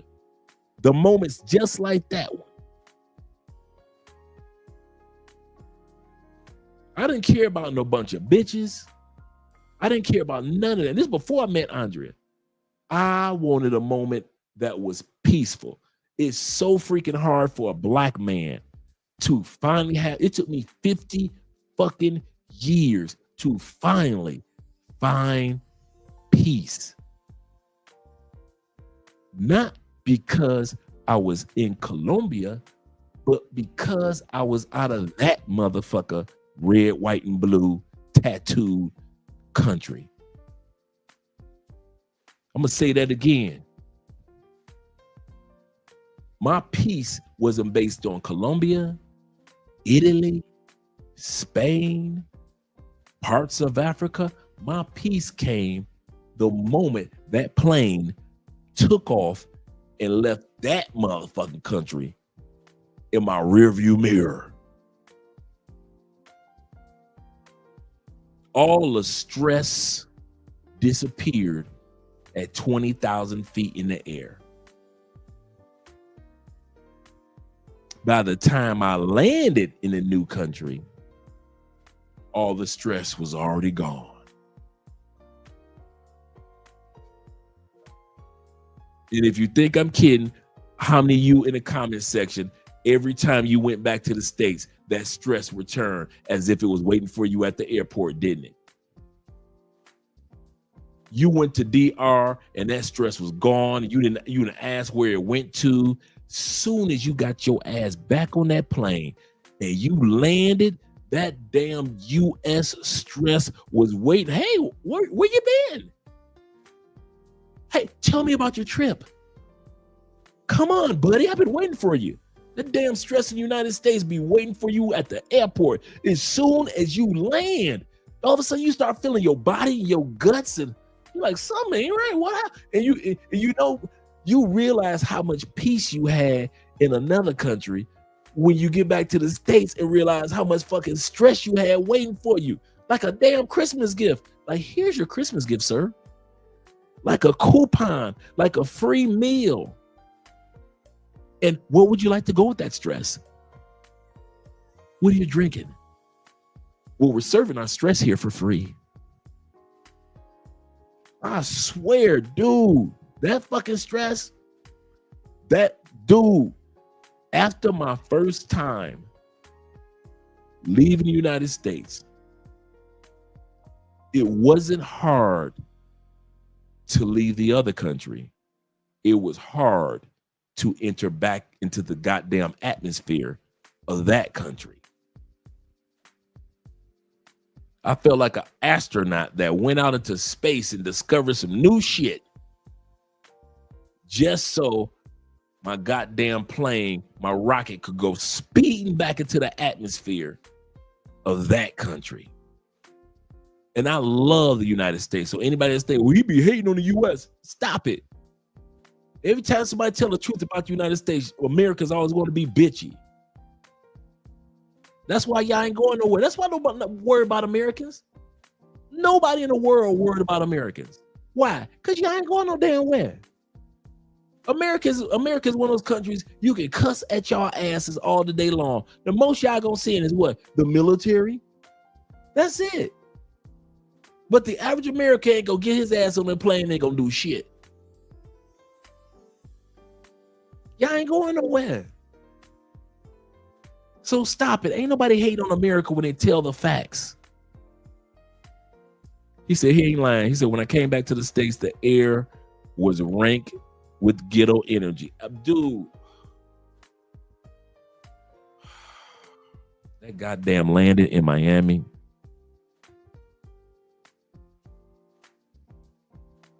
Back standing in line for customs, even if it's the short line for the TSA.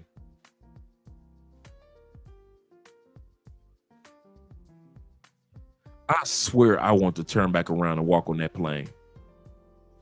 I want to turn that first time, dude, I want to turn my ass around and walk back on that plane. I didn't care where they took me. I swear I did not care where they took me. I remember the first time, true story. I remember the first, every time I went back to Colombia, I've left Colombia. I don't know if it's just me because I stay out of the country so long. Every time I went back to the States to Miami, they would pull me and a bunch of others to the side that's been to Colombia like a long time. So they pull us to the side and ask us a bunch of questions like, okay, you've been in Colombia a long time. You mind if I go through your things? So what made you stay in Colombia so long? You asking the wrong question. And I would say this to every one of the officers there. I said, y'all asking the wrong question. You should not be asking me why I stayed out the country so long. You need to be asking your damn self, why are you still here? I kid you not. Every time customs pull me over, I would say, why the fuck are y'all still here? And I would look at all the customs agents and I would pull my phone out and I would show them love crossing borders. And dudes would be like, damn, he for real, for real. Why are y'all still here? You don't make no damn money as customs.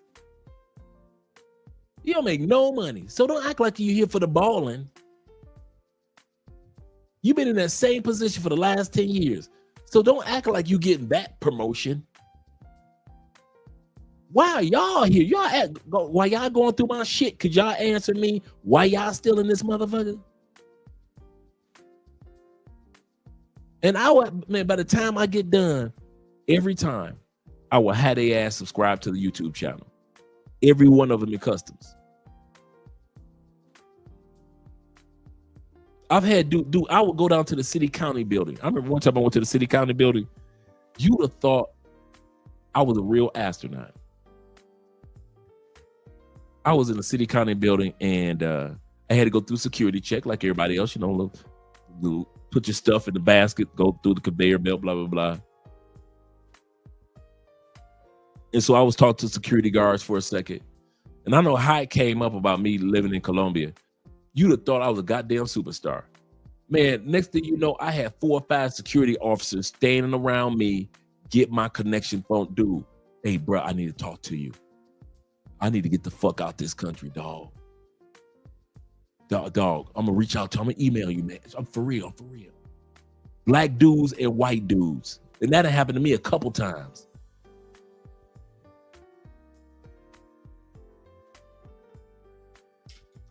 So all y'all red, white, and bluers that think everybody want to stay there, there are a lot of people, they don't want to stay. They just don't know how to get out.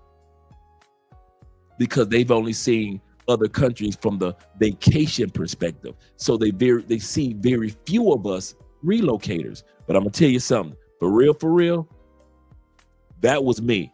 I didn't give a fuck about nothing else. That right there was my goal. My number one goal. I wanted to be sitting some goddamn where on a Wednesday afternoon,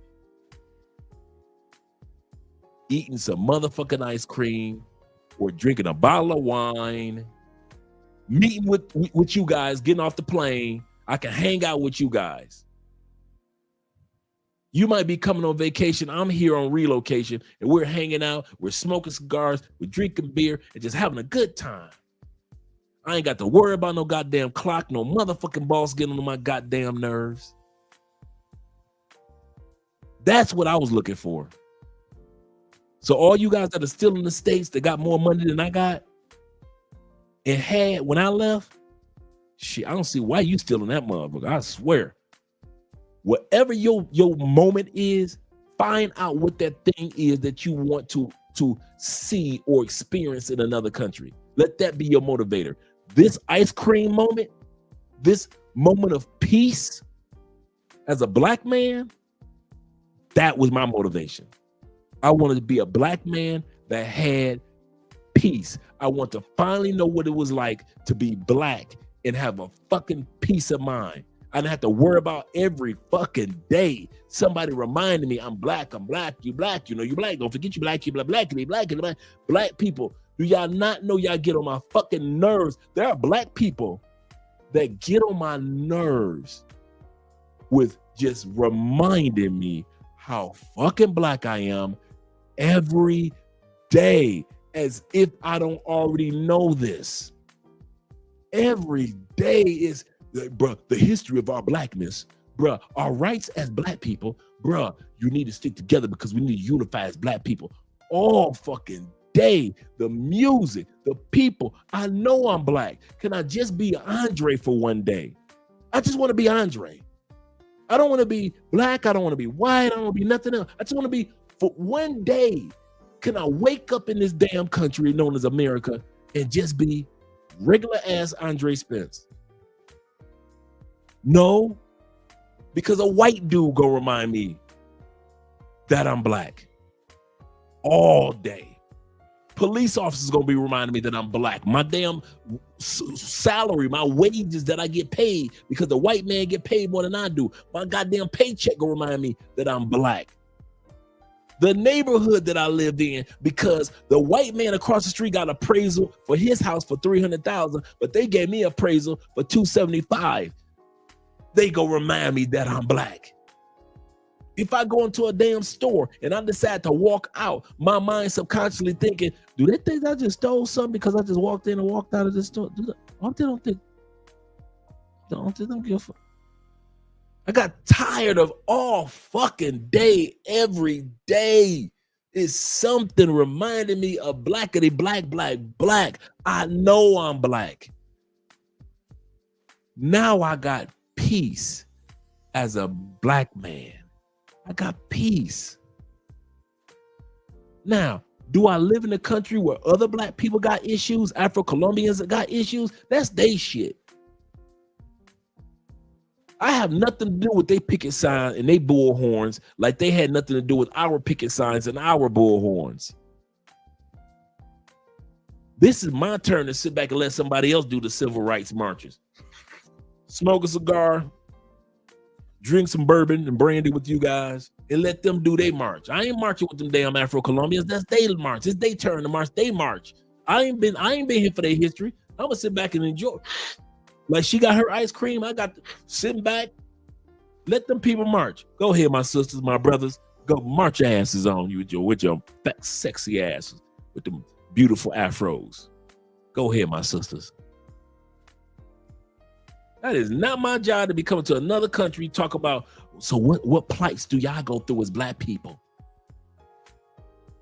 I am not coming to Colombia licking my wounds from America and bringing it to South America, licking wounds. What happened to y'all? Well, this happened to us. What happened to y'all? Oh, damn. Well, this happened to us. I am not about to sit up here and exchange slave stories. I'll learn about their history.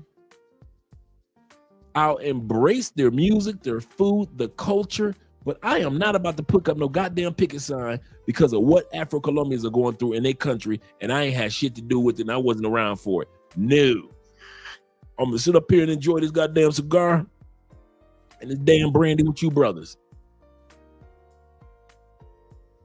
That's what I'm gonna do. For life. For life. I wouldn't go back to that stressful ass country. Hey, y'all couldn't pay me to go back to the States, dog. I ain't gonna lie to you. I love the United States. I will visit that motherfucker every day. Not every day, but every year. But there is no way in hell I'm living back in that mother. Y'all can have that shit. And I mean it from the bottom of my heart. And I know y'all may not have heard anybody on YouTube say it like that other than praise some crazy white boys. But I'm telling you as a brother, you get tired of people every fucking day reminding you that you black, but not reminding you that you're a person. I'm a fucking person. I'm not just a skin color. I'm not just a race. I'm a fucking person. But in America, you treat it like your race. I remember one African dude said, he said, I never in my life had to fill out an application and put my color down there. He said, I got to America and like, what the fuck is this? Oh, you got to put black or African American on your shit, dog. What? Yeah, you got to put black or African. Yeah. And don't let you be Afro-Latino. So do I put black or Latin X? What do I do? What? You got to do all this shit that you ain't never had to do in your home country. Then you go to America, and all of a sudden the first thing gonna do is give you a job application, and it says on here we judge you by your race in this country. What the? You go to the doctor's office, first thing they go, what race are you? You get tired of that shit. I've got medical treatment in this country and they ain't asked me what the goddamn medication that they gave me did not ask me what race I was. Not one time. That's one of the reasons I don't want to go back to the States. I do not want to be around a country that reminds me all fucking day how black I am when I already know how black I am. And I celebrate how black I am. And I celebrate my people. I love being a man of color. I love it. I'm sorry, white boys. I ain't one of them brothers that worship you. I ain't one of them Latin dudes that worship you. Fuck y'all. I do not worship white boys. No, I love y'all. I appreciate y'all, my white brothers and sisters, but I do not worship y'all like a lot of brothers and Latins do, especially Latins. They love y'all stinky toes. They will eat y'all toenails if y'all let them in America. But as for me, No, I don't need to hear my every fucking day. Not every fucking day. Every fucking day. From the time I get up to the time I go to sleep until I turned 50 and left that motherfucker. That's all y'all do on TV. Remind me of some racial shit. That's it all day long. Like, god damn. I remember Taylor Made Dream said that. He said, man, I got so tired. And I thought I was the only one. That's the funny part. I thought I was the only brother that was tired of being reminded every fucking day what I already knew. That's like somebody telling you you learned your ABCs in first grade and kindergarten, and every billboard you look at, every television show you watch got the damn ABCs going until you turn 50 years old. Just imagine that shit. You learned your ABCs in kindergarten and the first grade, and they still playing ABC music. That's all you heard. Every song that you heard to the age of 50 was ABC. Just imagine how the fuck crazy you be if you heard A, B, C, D, E, F, G, every fucking song, whether it was a slow song, a fast song, hip hop song, jazz song, church song, doesn't matter. Doesn't even matter. You heard ABCs everywhere you went. Every time you woke up and you was dealing with a sister, you do you know your ABCs? I don't mess with no brothers that don't know their ABCs. You got a group of brothers out there that reminded you all day long, a black man, do you know your ABCs, my brother? My brother, do you know your ABCs? The importance of the history of ABCs. You just don't understand, my brother. All fucking day. The same ABCs you learned in the first fucking grade. You had to listen to somebody tell you about that shit all day for almost 40 plus more years. I got tired of that shit. Like, god damn, enough is enough. I know I'm black. Shit.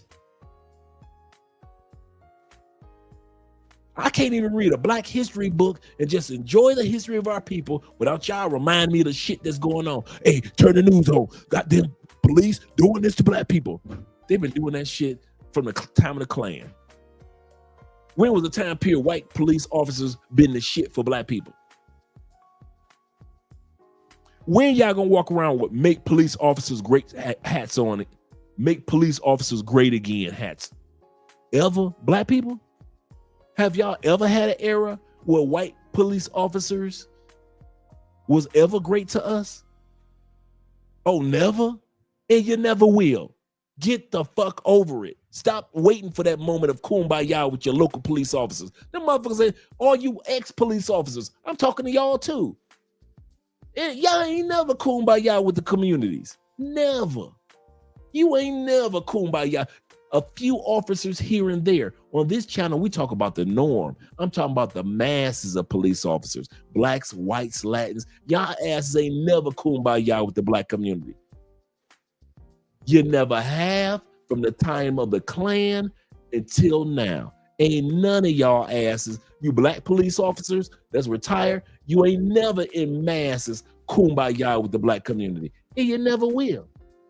A few here and there, a few cops will play basketball with the kids in the community. Somebody put it on TikTok. But for the most time, man, shit. Y'all, I've been gone all these years and y'all police officers still choking the shit out of y'all.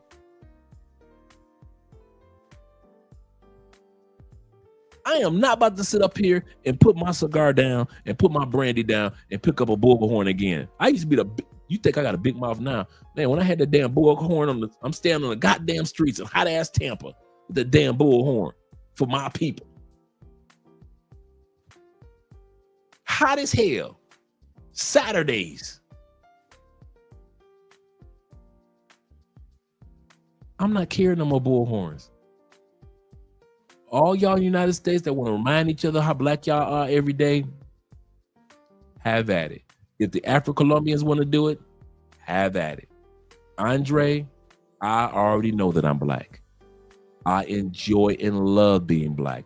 I love black culture, black history, black foods, black music, the different types of blacks. Y'all ass don't even like black people. I'll say it again. You got black people in America don't even like black people. You think I'm playing?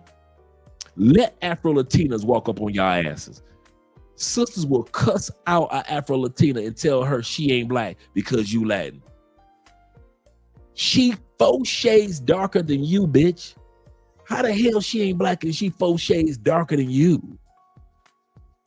You would tell sisters in the United States will tell an Afro-Brazilian that she ain't black because she Brazilian. As if African Americans got a monopoly on blackness. And if our asses don't dictate the blackness, I guess it just ain't black enough.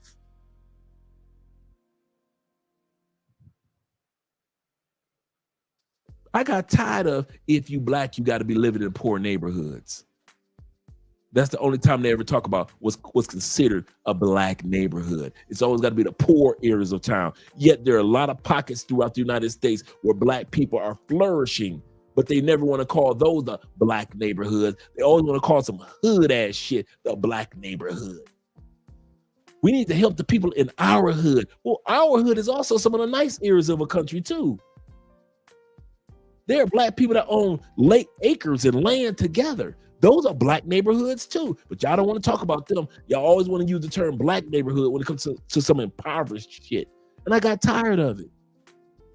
Because I knew that there were black people out there that was really doing some positive stuff together. But we never got the shine. So I was like, fuck it, I'm out. I'm out. I'm done with the picket signs. I was done with the damn bullhorn, losing my voice on the weekends. I got done going to all them goddamn city council meetings, meeting senators and shit, and city councilors, meeting deputy mayors. I'm done. I'm done. Y'all take it. Y'all can have it. Remind yourself every fucking day how black y'all are. Have fun with it. I'm so tired of hearing and watching videos of people that are from other countries that did not hear about how much you have to be reminded of your race until they got. I remember about these 2 sisters from Britain. They said this. They said, I never knew that Americans talk so much about race until I moved to America. These sisters say, we talk about racial issues in UK, but we ain't on it like y'all are in the States. It's like a fucking sport. Who can be the most racist? Who's got the most racial pride? Is it this team over here, the black people? Or the team from Kentucky, those white boys? I got tired of that shit, bruh. I wanted just like what this white girl wanted. All I wanted was some ice cream and a hot summer day. That's all I wanted. Some of you dudes, I want to move to another country and I want to live in Morocco. So be it, brother. Do it. I want to live like Tom Brady and I have an island. So be it. Do it. Me? Give me that damn ice cream cone and a peace of mind. Right. right. Right. The black delegates and the white delegates. Shout out to Los. And Los know what I'm talking about, that peace of mind, man. Peace of mind in other countries mean when you have a bad day, it ain't shit compared to some of your regular days in the United States. I've had some bad days in Colombia. They ain't shit compared to a regular day in the United States. That's a damn shame. I have had days that were stressful, never nowhere near a regular ass stressful day in the United States. Nowhere near. Can't come close. My average day in the United States the stress level was way higher on an average ass day. Driving through that damn traffic, trying to keep my car from being tore up because another person trying to keep from getting their car tore up, driving to work in this traffic, get to work, stressed out on the quota, then try to eat lunch real quick if I ain't fucking some female in the parking lot. But I digress. Then got to come back to work and try not to look at the clock because that motherfucker moves so slow. Then try to find something to do because they gave me only 4 hours of work, but I got to stay here for another 6 to 7 hours. After they gave me 4 hours of work. Then I got to get in my car, exhausted, still stressed out from all the shit I got to do tomorrow at work, and get back in this fucking 5 o'clock traffic for 45 minutes to an hour and a half just to make it to the house. There were times in the States, bro, I kid you not, I would just walk in my apartment. I wouldn't turn no cell phone on. I wouldn't turn no television on. Bruh, I would just, there were times I walked in my house and I stood in the fucking doorway for about 5 minutes, bruh. I just need that fucking stress off. I just needed quietness. I didn't want to hear sound. I didn't want to hear sound. America's noise pollution is so bad. I didn't even want to hear sound for about 5 minutes. I didn't want to hear no kids outside playing. I don't want to hear no cars. I don't want to hear no booming ass music. I don't want to hear nothing. I just needed quiet to let that stressful day subside. Cause I got to get my ass up tomorrow morning and do this shit again.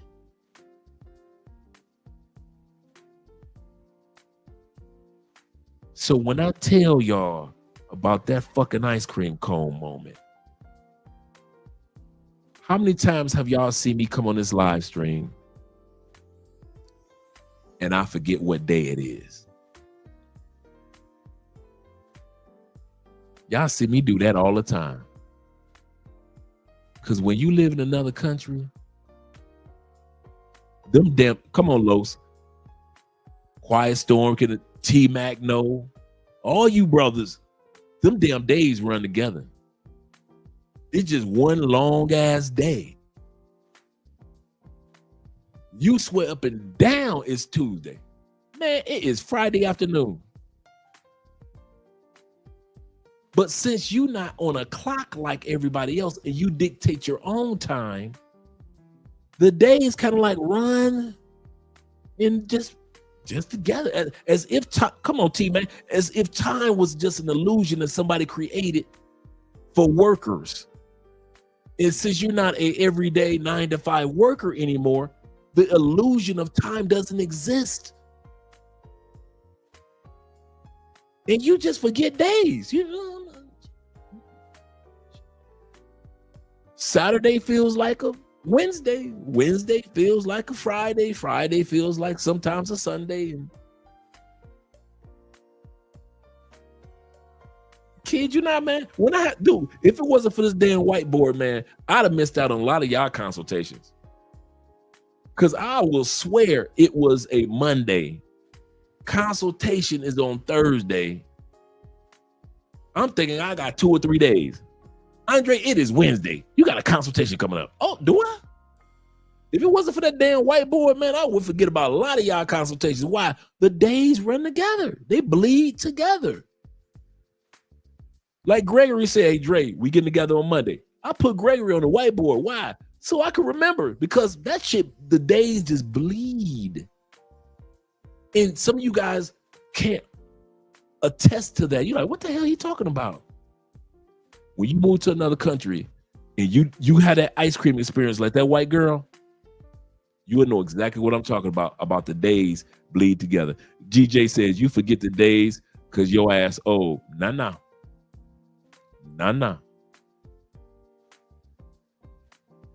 You forget the days because your responsibilities of each day and your routines of each day blend in together so well. You're not on a clock that dictates your days. Most Americans remember their days because they're on a clock that dictates their days. When you're not on the clock, writing the books, it was dictated by weeks, not days. I've been working on that for weeks or months, but not I'll get this done on Tuesday and then I'll have it done by Friday. No. And I know you kind of like being facetious, GJ. But yeah. Yep. He said, go walk my dog all day. And I have it. And he said, I don't even have a dog. Like Nubia says, he say, I no longer relate to the regular day people. Correct. I can't even relate to that shit no more. He said, I can't remember the last time I did a 9 to 5. And you got responsibilities. We're not saying that we're just lazy people. We're some hippies and sitting around doing nothing. Man, my day is busy. Every day. I'm up at 4 o'clock in the morning, 6 a.m. in the morning. Every day. Some days I may not even sleep until 12 or 1 o'clock the next morning because I'm busy. So we're not lazy, but it's just that we're not dictated.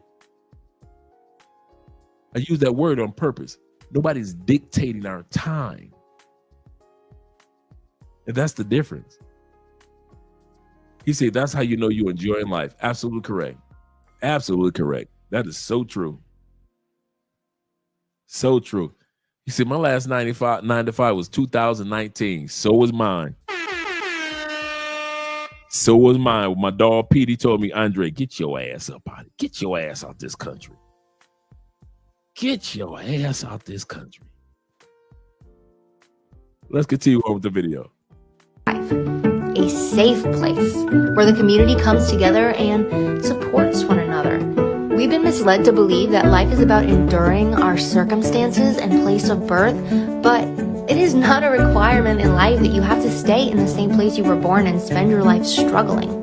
Hands down, the best part about being a U.S. citizen is our ability to leave the U.S. and travel abroad to seek out a better life.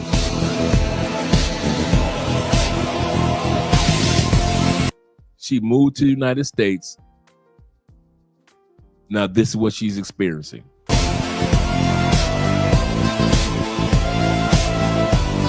Hi, I'm here for the American Dream. Oh, great. Go ahead and line up right over there. Awesome, thanks. Hi, one American Dream, please. Well, first you'll need a $40,000 college degree. Oh, I came to this country with only $5 in my pocket. No problem. Take this $40,000 debt and head to the next station. Awesome. Thank you. Take that debt. Hi, American. Now that you have a college degree, you'll need a car to get to your job. Oh, okay. That'll be $20,000. I don't take this debt and head over there. Next. $400,000 to buy your house. Take this debt and keep in mind, by the time you pay this house off in 30 years, you would have paid us $500,000 in interest. So the house will end up costing you $1 million. I don't think I can afford this. Oh, and if you get a raise at work, be sure to upgrade your car. And when can I expect to retire? I mean, you got stuff to pay for, so 65 if you're lucky. This is not a dream, it's a nightmare. Poverty in America is by design. Being poor in America is not an accidental outcome of the system, but rather the product of choices made by excessively wealthy Americans. In his book Poverty, Matthew Desmond explains how wealthy Americans exploit poor Americans through wage theft, ridiculously high rents, predatory banking, and using the winner-take-all tax code to their advantage. Desmond argues that poverty isn't simply not having enough money, it's not having enough choice and being taken advantage because of that. The choices of the excessively wealthy are not only making the rich richer, they're keeping the poor poor. And to that we say excessive wealth is a disorder. Run it down just briefly if I can. We're looking for the American Dream. We were told that it was somewhere in this area, but... The American Dream? Yeah, the American Dream. And go to paradise. Is that it? Well, we're here looking for it because they sent us out here all the way from San Francisco to look for it. That's why they gave us that white Cadillac there. They figured that we could catch up with it on that. But, Hey, Lou, you know what the American dream is? she's asking him. She's asking him to cook with, for the American dream. They can tell his voice. It's funny how while you're in school, they teach you how you need to go back to school in order to make more money that's going to put you in even more debt, versus teaching you something of substance like not even going into debt in the first place, or just teach us fucking financial literacy. That way we don't need to go to school. We can all learn to invest. That way we can all set us up in the best way possible for our future. But now they don't want to do that, and why would they? You going into debt is what's making them millions of dollars, if not billions or trillions of dollars every year. I told y'all when it comes to these financial institutions and these banks, they are not worried about the money up front. They banking on you not paying that debt and letting that interest stack up, and they gonna make money off your interest. When I was in 10th grade, I was in a speech and debate class, and one of my debates was that the American dream was not real. And basically what I was saying is that the American dream is just this big billboard with neon lights that's telling everybody who is not born in America that they should come here to get a better life, better housing, better experience and opportunity for their kids, blase blase. And I'll never understand how not only the enforcement of the country, but the people of this country want to brag about the fact that America is the best country and it's got the best prices and the best housing and the best jobs and everything. I probably said a word wrong because fuck the accent. But you want to say you live in the best place possible, and then when other people want to come here and get those same opportunities as you let yourself be fed these horrible, irrational lies about how they're your enemy, they're gonna steal your jobs. Oh, your job is in danger. Oh, well, if they come here, the taxes are gonna go out of whack and you're gonna have to pay more taxes. When that's simply not true. Do you think that the American dream is dead? We cannot use the same playbook our parents gave us to live life today, right? We've been told this American dream. You work hard, you study good, you go to college, you get a good job, you climb the corporate ladder, and you will be able to buy that white picket fence home, go on 2 vacations a year, and have your 2 kids and a golden retriever. It doesn't work like that anymore. Before she goes any further, of course she's 100% correct, but here's the other question is, if we can't use the playbook that our parents were able to use, and they don't give us a replacement playbook, and we've got all these new coaches known as presidents coming in and out, and yet we don't have a new playbook, what are we to do? I'm serious. What are we supposed to do as American citizens if we can't use a playbook that has been working for years to accomplish the goals that we wanted, but you don't give us a new playbook, and yet we get new coaches every 4 years? That team will never make it to the Super Bowl. I don't care how many Super Bowls that team won in the past, but if you keep on changing the coaches every 4 years, and the playbook that got them to the Super Bowl in the past, that type of strategy doesn't work anymore, and you don't give them a new playbook, you just keep giving them new coaches, will that team make it to the Super Bowl? Will that team make it to the Final Four? Will that team make it to the World Series? No.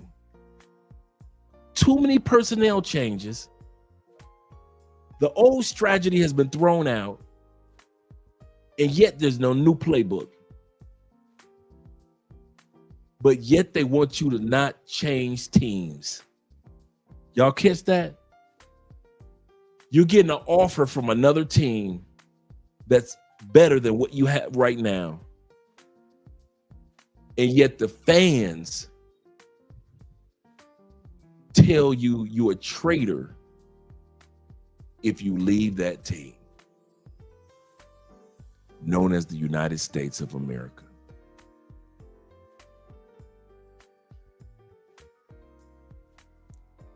White people don't leave because you think it's yours. We stole it fair and square.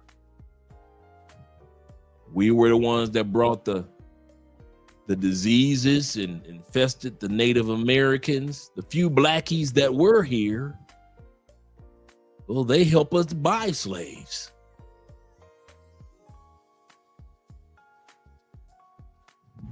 Black people ain't going nowhere. We built this motherfucker. We ain't going nowhere because we built it from the ground up. If it wasn't for us, so you ain't going nowhere. Other cultures like Pakistan and Asians, they making so much money. They like, who? We ain't going no damn where. You know how much money we making selling these weaves to these black girls in these black neighborhoods? Asians, like, they ain't going nowhere. All we got to do is have some weave in the black community and some stir-fried rice in the black community. We ain't going nowhere. You know, Jewish people ain't going nowhere. Or Italian. We all got an excuse, but no real explanation why we ain't going nowhere. So at the end of the day, she right. The old playbook doesn't work, but yet the sad part is they ain't gave y'all a new playbook. They just give y'all a bunch of coaches every 4 years. He said, if God created this earth, why not enjoy it? I was wondering why, Tori, myself. I'm like Chuck D says, I'm an earthling. I'm an earth. I don't know what dudes be trying to make me just an American. I'm an American / earthling. I enjoy this planet. I love this planet. You know, you got some people that's like, God bless America and nowhere else. I'm not that dude. I'm not a God bless America and nowhere else. God bless America and everywhere else. So you saying in this country where they doing this to kids, and dude, not everybody in every country is on some stupidity. And usually the person on stupidity is usually a politician in charge of the stupidity anyway. The average local person ain't got nothing to do. The average local Jew. Let's put it like this. The average local German, even though they supported what your boy Hitler was doing, they weren't the ones that had their hands as dirty as Hitler and his soldiers. Yeah, they were wrong for the support, but their hands weren't as dirty out there. You know, the average German was just the average German person. Could they have helped the Jews and others? A lot of people don't want to talk about the 25,000 black people that died in Germany during the time of Hitler. 25,000 brothers and sisters, Germans, died during that time period too. Why they always want to talk about the millions, which is sad no matter what. My point is, at the end of the day, man, I don't get caught up anymore on just enjoying one country. And if you want to be honest, most Americans don't even enjoy America. Y'all ass is so busy working, you ain't got no chance. Okay. When the last time you took your ass to the Grand Canyon? I've been there. I bet you ain't. When the last time you took your butt to them beautiful mountains in Utah and Montana? You ain't been skiing up in Colorado? All you LA dudes you can't tell me what New York looks like for shit outside of television or a poster.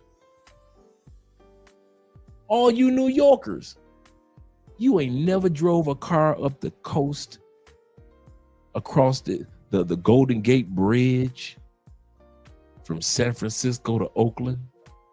I have. So I know what I'm talking about. That curvy ass bridge. Y'all don't even enjoy your own shit. Most Americans are so busy and stressed out, like these people we're watching.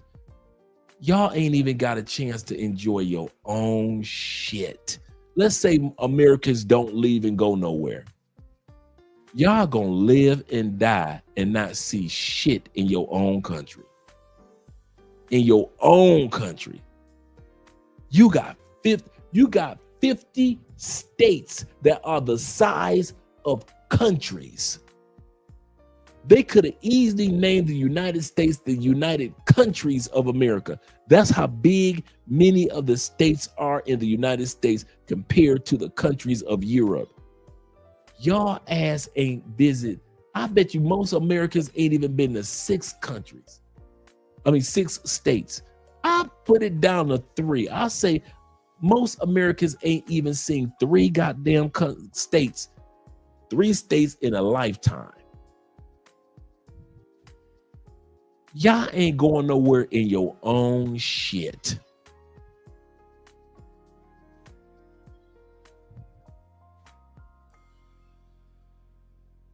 America was built on slavery. And America has never stopped enslavement. They started by shipping in and owning slaves. Now they employ them. That's the only difference. Did I say something wrong? Why do you think we call it slave labor?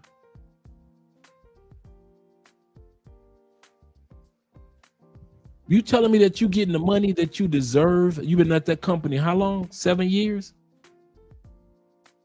Inflation has gone up tenfold since you started that job. And that little measly ass $2.17 raise they give you every year. Inflation is going up 4%, but yet you only get $2 and something. You ain't getting no slave labor. You think that's a fair wage? Slaves didn't get any wage. You think the wage you get, other than you union dudes, of course, you union dudes, but you regular ass dude, you mere mortals. America ain't never ended slavery. It converted it. It shifted. It basically made it illegal to make you one, but they never said it was illegal for you to volunteer to be one. And when you ask for a job in the United States, yes, sir. Shout to you, Shy. Rebranded it. When you get that job, and when I got that job in the United States, the only difference between the one that was sold and purchased involuntarily, in me, I volunteered and signed the contract when I got the job. I volunteered to enslave myself to this particular company until I found another company to enslave myself to. Because the wages never keep up with the inflation for most of our jobs. And that's why 25% of individuals that make up to $100,000 a year, $100,000 a year in the United States still live paycheck to paycheck.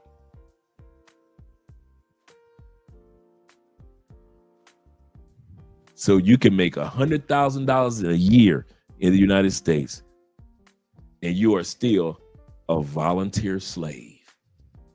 You volunteered for it. You got the same way they treat the slave and they talk to the slave and you better get to work. And you scared to lose your job.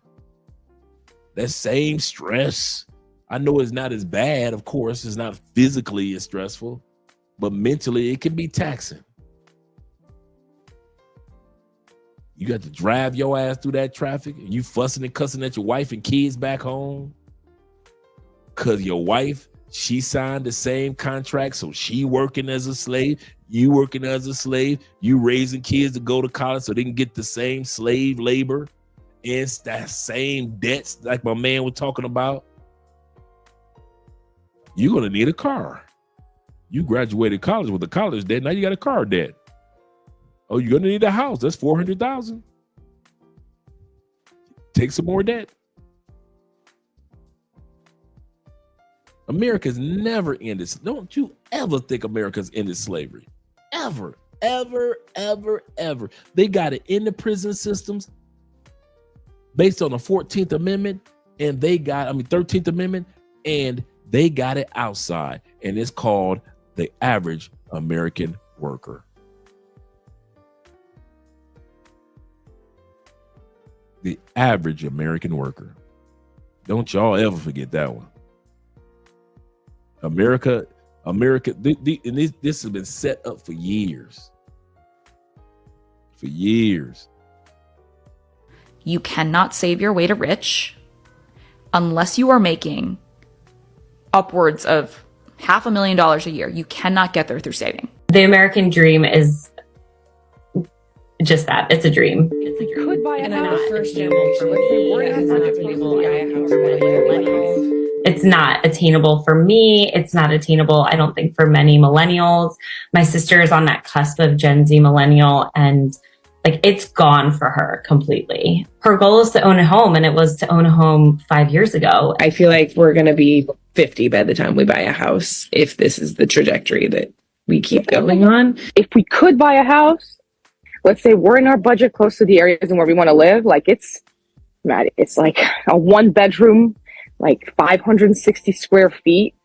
I can't get away from anybody in 560 square feet. You know? Housing affordability hit a new low in 2023. Mortgage rates hit a nearly 23-year high. I got to 25 and I had started my nursing career, and it was like, how did you buy a house? Because I just got out of nursing school and college just costed like $100,000. It just seems like the way things have gone the last, I don't know, 30 years have changed so much for when my parents did all of this. I feel as if I get luxury goods, not as much as before. So we try to, I guess, tame our expenses in regards to that and just stick to like things that we need rather than things that we don't. Like, you know, clothing, food, but like, I don't know, cars or houses is something that's not attainable for us, nor daycare. Honestly, I can't stretch that far. When we first started looking at daycare, it literally changed the topic of, we want to have a second child maybe in a year, to we can afford to have a second child in maybe 3 years with the cost of daycare. The average daycare cost is $321 per week.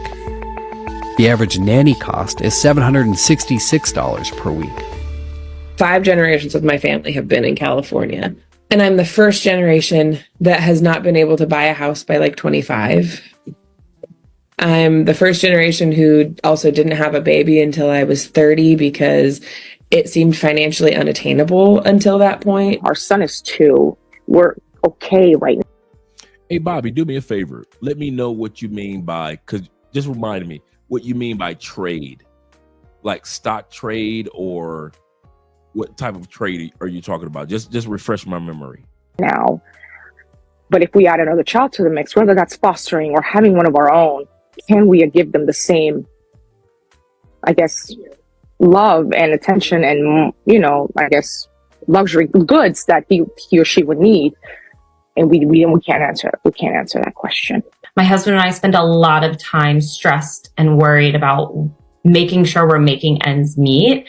And we've already spent a lot of time recognizing that, like, what I had growing up, because my parents could afford it, like I won't be able to give as much to my son as that I had growing up, because we're just in a completely different state. It seems impossible to get any of our financial goals like checked off our list. Americans leaving America to live the American dream. Are we Americans living the American dream? I see that a lot of people are leaving and going to different countries because they feel like the struggle is so bad in America. They indeed feel that we do have a lot of opportunities for education and stuff, but shout out to Style King. Once we make a certain amount of money, it's like you're still only working to pay bills. Like everything is so expensive, from the cable to the internet, the cars, where you live. And they feel like you can go to Thailand, Sister with a shout out to the sister with a southern accent. Thailand, not Thailand, Thailand. You can go to Thailand. Shout out to the sister. And shout out to our brother Abraham, father of many nations. Abraham said, he said, nothing here is ever really yours. He said, miss a car note. I'm gonna stop right there. Did you, hey, bruh, I asked Andrea this a couple times. I asked her this last year and a couple weeks ago. I say, babe, what do they do if if you miss your car payments like a few months? They put it on your credit. I say, so what happened to the car? You keep the car. I say, wait a minute. I say, this would never fly in the States. I got to tell the fellas this. You telling me if a person misses the car payments, the worst that's going to happen is just going to go on their credit? Their credit score going to be bad? Yeah. I say, so y'all ain't got nobody riding around here repoing car. She say, no, they do it. That's in America. That's not a South American thing. Riding around. Ain't nobody riding around Brazil and riding around just repoing. I say, do you know Americans would not give a damn if they could keep that, if Americans could keep that BMW, and the worst that could happen is that it's going to be on your credit for the next 7 years. Shit, it would took me 7 years to pay it off. Shit, I'm going to keep this mind. I did not know that. Like I said, she told me a couple years ago, but something happened on we were looking at, we just driving down the street, and I saw somebody's motorcycle being towed, but they was being towed because they owed tickets. The police kind of like were doing they were stopping motorcycles, so they were just, if you ain't got your insurance or registration type of thing, and they'll put your bike on the back. So that made me trigger, like, what do they repo down? Shoot, nah, dude. How many of y'all will still keep that motherfucking car if y'all, man? That's the worst. The credit score. You telling me you just can sit your ass, just be driving around year 8? That shit done dropped from your credit. You still riding around. Oh my God. Right. Hey, Black Nubian, I'm telling you, hey, that blew me away too. She said Thailand, not Thailand, Thailand is going to shut down soon for all these Americans trying to retire there. Man, I heard Thailand is like it's parts of Thailand like the new Atlanta, man. There's so many brothers and sisters in Thailand. Yeah, they coming for that. Right. I've shown Andrea. I remember like 3 years ago, we just binge watched for like 3 days. Cause you got dudes on YouTube that do the repo videos. We just binge watched this one brother, man. They got some stuff out there, man. They could move your car, maneuver your car. You can have your car hidden on a roof.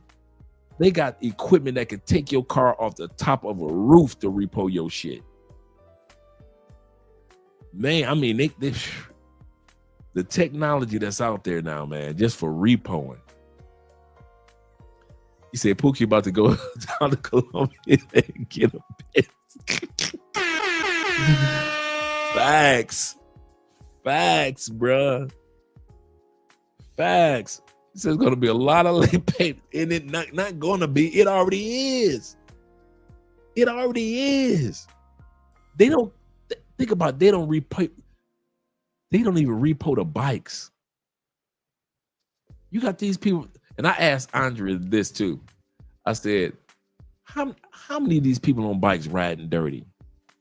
And she know what I'm talking about, riding dirty, like, no insurance, they ain't got their registration, stuff like that. Andrea said about 60% of people that's riding bikes, riding dirty. I say, damn. She said, that's why it's so easy when they do a police check to have the tow trucks right there. She said, because they know 6 out of 10 people that they pull over, that bike is going up on that on the back of that truck, because they all riding dirty. Now Andrea, she ain't play that. She like that with the car though, but Andrea's straight arrow, man, when it comes to that. You see, I'll be in Kenya, Westlands. Yep, there you go. There's some like, man, so many beautiful areas to go to around the world, man. If one area act the fool, cool. We head to somewhere else. Shout out to my man Aiken in the building. Let me go back to Abraham real quick. Abraham said there's nothing really here. He said miss a car note, house payment, missed property facts, mixed property taxes. They want your money even if you don't live in the States. Yep. He said everything belongs to the government and corporations. Absolutely correct. Shout out to you, brother. He ain't never lied. He has never lied. Shout out to you guys. He said car almost paid for, then they repo it. Facts. They do that shit. What a waste of money you lost. That is true. That is true. Wow. He said he putting illegals out of the states. Shit. He putting some of everybody out of the states, James. Everybody getting kicked out. Everybody got to go. Everybody got to go. But yeah, I just want to throw that bit of trivia at you guys. Let me hit that. Go to the comment. Go to the Belize, all those different places, and live a simple life. So, what's going on in America? Like, how are things so inexpensive in other countries?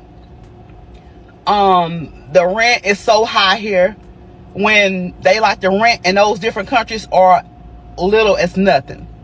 So y'all tell me what's going on. How can things be so much different in price? Are we Americans living the American dream? And if not, why not? Like, what we need to do? Y'all leave in the comments and let me know. You need to leave, girl. She just gave her answer. If you already know that everything that you want as an American is in another country, why are you still waiting around? That's the part that I'm flabbergasted about.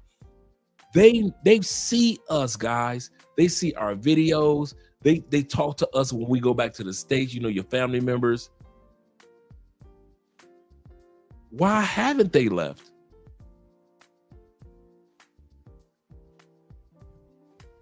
That's the question you might want to ask. If you already know what's out there, and they can't do, I was the same way, bro. I'm gonna tell y'all something for real. When I first started traveling, I could not, when I was still living in the United States, I could not believe mentally how inexpensive most of the world is. I thought it had to be a catch to it. I thought it was only rich millionaires or billionaires that are finding these spots and they can afford it. I did not know most of the world is affordable. I didn't know that. When I'm hearing people building houses that will cost $200,000 in the States, but in Mexico, that house is being built for $57,000, $60,000.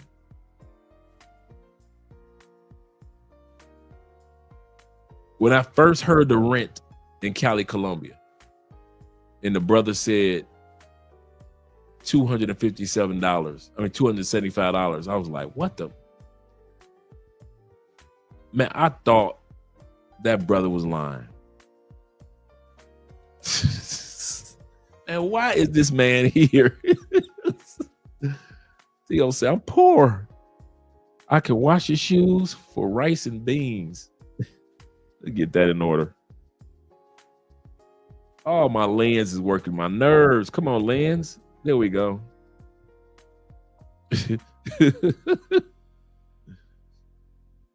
T-Mac say, Robin Harrison said, laws are messed up. Somebody can steal your car, get out of jail before you can even get a new one.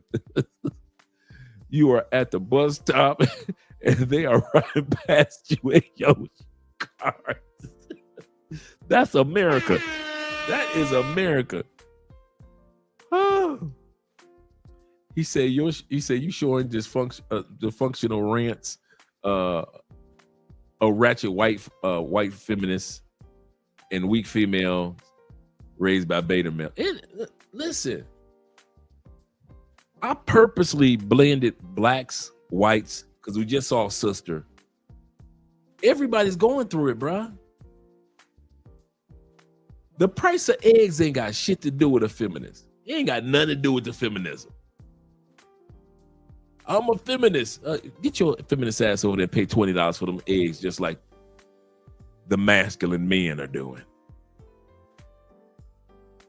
People just tired. I don't know why y'all just don't want to accept that. I don't know what makes it so hard for Americans to just accept that there are a group of people that country is expensive as fuck for. For some people, it's cool. America, hey, $5 for Colgate, cool. The Dollar Tree is no longer the Dollar Tree, cool. It's like the $1.50 tree, cool. The Five Below store is more like a Seven Below store, cool. But for the average American, I'm telling y'all, it's almost like y'all just don't want to accept the fact that our country, Chisholm Thee, is not economically as strong as it once was.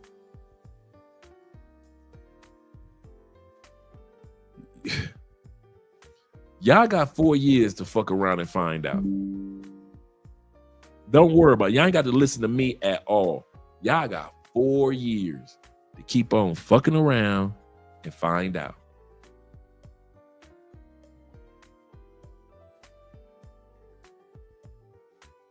I'm telling you, man.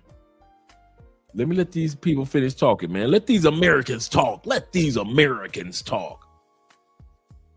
From 1948 to 1973, for 25 years, the U.S. economy was so amazing that you could conceivably get a job. I mean, a regular job. I don't mean an amazing job. Just a job. And the pay would be so high and the benefits so amazing that you could not only afford to buy a house and feed your family, you might be able to send your kids to school and you might be able to retire really well. That was the only time, in fact, in human history where a person could work and make wealth. Because if you look at the middle class today in the United States, they don't make wealth. They barely get by. But for 25 years, people were prospering. If people aren't fretting about food, if they're not worried about shelter, if they're not in constant fear that the economic situation they're in will collapse, they have mind space to start to ask bigger and better questions. Wait a minute, what about civil liberties? What about civil rights? What about human rights? And the next thing you know, by 1954, 6 years into this explosive economy, we're in the middle of a revolution.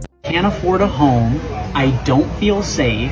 Groceries are way too expensive. I just want to know what would possess us Americans to stay in this godforsaken country any longer. Like, I love the idea of, it's going to get better and I'm going to stay here and fight, but like, it's getting worse. It's getting worse. Like, they've taken away women's rights, the homelessness. We can't afford rent anymore. We're making living out of our car like a thing now. Groceries are too expensive. Healthcare, don't get me started on the shit that... That's another thing. Americans are making living out of your car a thing now. There are Americans that try to make it seem like it's almost like a field trip to live out of my car. I'm not homeless. This is just a field trip. We're having fun, guys. Hey, I've been living in my car for 5 years. It's a field trip. It's an adventure. I'm going from city to city. I'm getting to see parts of America I never thought I'd see. I don't have a mortgage. I don't have to pay rent. Y'all literally are the only motherfuckers on the planet that will live. American ego is so big. We the only people on the planet that will make living in your damn car as if you had a big ass RV. You ain't in no RV, girl. You in a car. Come with me as I take you to Planet Fitness and I wash my ass. Yes, I wash my ass in the gym. Then I go back to my car and prepare my dinner. There are women in the United States that's going viral. Then you got the so-called van movement. Only in the United States, motherfuckers talking about something. I want to live in my van. No, your ass is homeless, bruh. Name one era, even damn Scooby-Doo didn't want to be in his damn van all day. Come on now. Only in America, y'all make this shit like it's, yeah, the van movement. Yeah. Van for life. As if them damn cars, them cars won't break down on the road.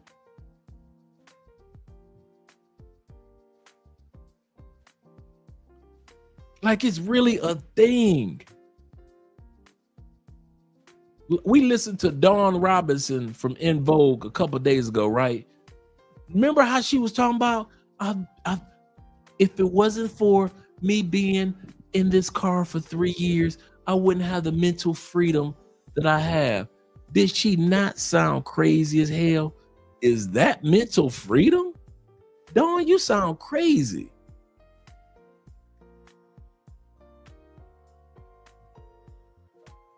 Only in America you will make living in your damn car. Our ego is so big that we will make living in a car a trend.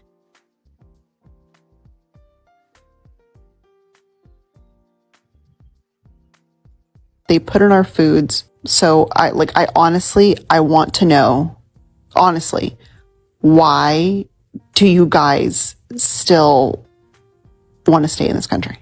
Honestly, I saw something about how 2024 is going to be the mass exodus for Americans living in the US. And I can totally see that happening. Like, they are pushing us out. They are making living in this country being a burden. And like, the American dream now is to leave. You are going to die a renter.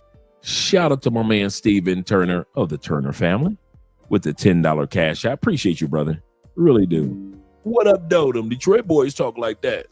You better back the fuck up out my face, goddammit. I'm from Detroit, Michigan. Don't play with me. What up, though? Shout out to you, Steven. Sure. Most of you watching this either on YouTube, listening on Spotify or Apple, you are going to die a renter. Your children will die a renter. Your grandchildren will die a renter. This is not hyperbole. This is not exaggeration. We already have a percentage. Over half of Americans are no longer dreaming about home ownership. We have reached a point where over 50% of Americans don't want home ownership, and the numbers are only getting worse. Housing prices are not going to come down. They are going to continue to increase over time, and you need to prepare yourself for that. So no matter what people are going to say, this is a supply and demand issue. There are not enough houses for the amount of buyers. And with the institutional investors hopping in, gobbling up every single piece of property, it's keeping inventory low. 62% of Americans who have a mortgage have a 4% interest rate or lower. They're not trading that in for an 8% interest rate.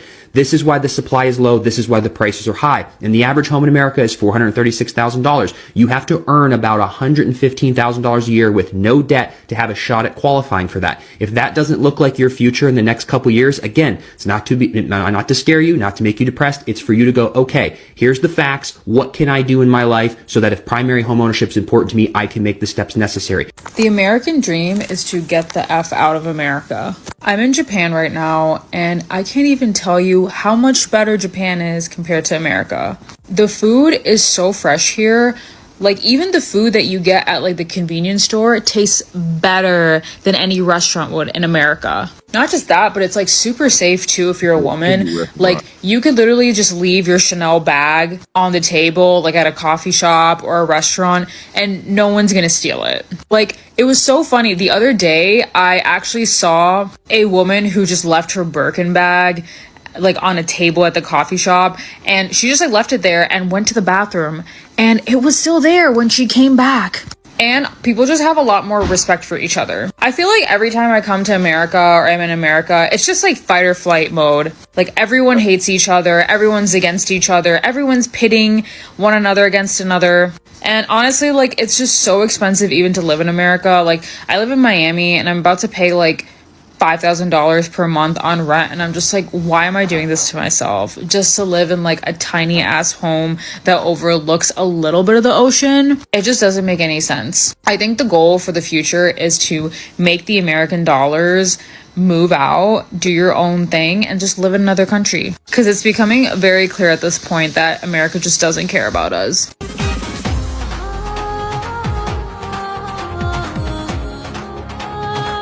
Again, live in America. It's actually unbearable how broke everyone is. Hear me out. I went ahead and got this juice and it's $2.59. Less than 5 years ago, it'd probably been like $1. Not to mention, every single city's rent is extremely high. What I mean by that is places where you used to pay like $750 a month for rent for a 1-bedroom are easily going for $1,300-1,400 a month, which doesn't add up, especially given the fact that no one has been getting a raise or the pay has not gone up from any company since then. On top of that, no one can even afford houses. Where I live in Las Vegas, a house averages about $300,000 to $400,000. Now, I don't know about you, but I don't have that much money just sitting in my pocket. That's not including utilities, bills, food, water. There's all kinds of stuff that goes into it. And I was thinking, no one even has wills these days, right? People die. There's no wills. You know, back in the day when you'd see people in the movies and they would be holding up a will and the lawyer would be reading the family the will? That ain't happening no more because nobody has any money. Not to mention, on top of that, the government's trying to tax us on everything. Like gas, you're getting taxed. You want to breathe air, you're getting taxed. You want to drink some water? You're getting taxed. It's so crazy to think that our country's trillions of dollars in debt. And it's like, how? Because you're taking every single penny we got. Not to mention, not trying to get political, but there's a 25% tariff coming on other countries. So that's just going to make everything even more high. If I spend $78 at the grocery store, I only get like 4 things from my refrigerator. I really think the American dream is dead because once upon a time, like our parents or grandparents thought they could have the American dream by, working hard, which would equate to them being successful. And then they can buy this house with the white picket fence and easily have 2.5 kids. And it's like, in this day and age, that shit is not true. You can bust your butt, go to college, get this degree to A, not even find a job because this economy is terrible, or B, get a job that's trying to pay you $20 an hour with a college degree. And then to be able to afford a property nowadays, it's just wild, especially if you live in California like I do. Like I know other states are a little easier, but for a majority of people, it is still very difficult to buy a house. So this BS American dream that we have been told, it's dead. Maybe it worked for our parents or grandparents, like maybe, but nowadays it doesn't work because sadly, the rich only get richer while the poor gets poorer. I just want to point something out to all you Looney Tunes that are throwing hissy fits and bitching and complaining about the birth rates falling in the US over the past few years. It's not because of feminism, even though I'm not a feminist. It's not because of feminism. It's not because of promiscuity. It's not because of abortion. It's not because women are deciding to not get married, even though you don't have to get married to have a child and be in a healthy relationship. Let's leave that archaic way of thinking back in the 1800s. Thank you very fucking much. It's because it's too expensive. 1 pack of wipes at Walgreens is $12. Now, I want you to sit back and try and remember how many packs of wipes you went through with your first child. And then apply that $12 price tag to every pack of wipe you used in 1 week. And see what it adds up to. I'm just going to say it because nobody else is saying it, even though we're all thinking it. The American dream is to leave America. I traveled the world for 6 months straight by myself. 4 months in Asia, 2 months in Europe. And no, don't come at me. I've been on my own since I was 18 years old. And yes, of course, I'm blessed to be an American. I'm blessed to have a strong passport. And I'm blessed that I've been able to start my own business and travel the world. But I'm telling you, I've been home for over a year now. There's not one city in the United States that makes my soul feel alive, that makes me feel like I have community, that makes me feel like people are loving and respectful and not divided and judgmental. It's toxic here. We have no love here. People literally think that I'm the crazy one. And I'm like, you guys, we're falling apart. I find so much more love and so much more support, so much more community in Bali. I'm in Spain, when I'm in Italy, when I'm in Thailand. I've traveled to 10 different countries by myself. I'm telling you, being here will strip your soul. I say this because I want to see if anyone else is feeling this way. A lot of our people are infatuated with abroad, you know. We love to go to America. Yeah. And many of our people. And it's the standard. Even if you look at the best of our minds, they're going to go to American universities, isn't it? Yes, it's just something that we are so much obsessed. Maybe it's too much movie, and the people who also went, what they came to portray. You know, but they didn't tell us the truth. They didn't tell us. As a matter of fact, the first time I went to America, I saw my aunties and my parents. I asked them, "So is this what you've been doing all these years? Hey, you've been washing the dishes. Tried. Yes, you have tried to go through this all these years. So it's a tough life.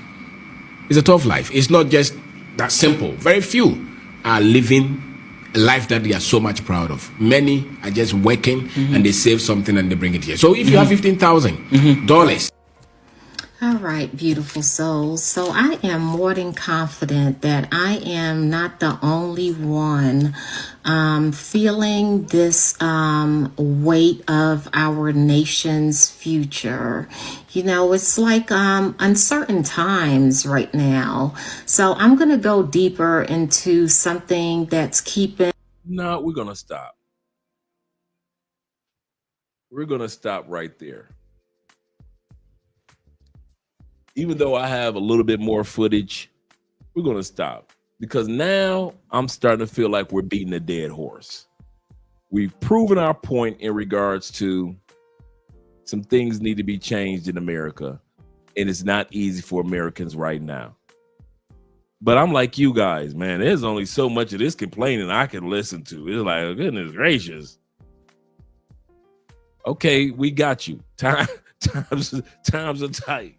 We get it, America. We got you. But here's the kicker. We're going to end the show with this fact. Y'all ain't going nowhere. Dude, y'all ain't going nowhere. They'll sit back on, social media. Americans are leaving the masses. No, y'all ain't. Y'all ain't leaving the masses, bro. Y'all leaving a lot more than y'all normally would.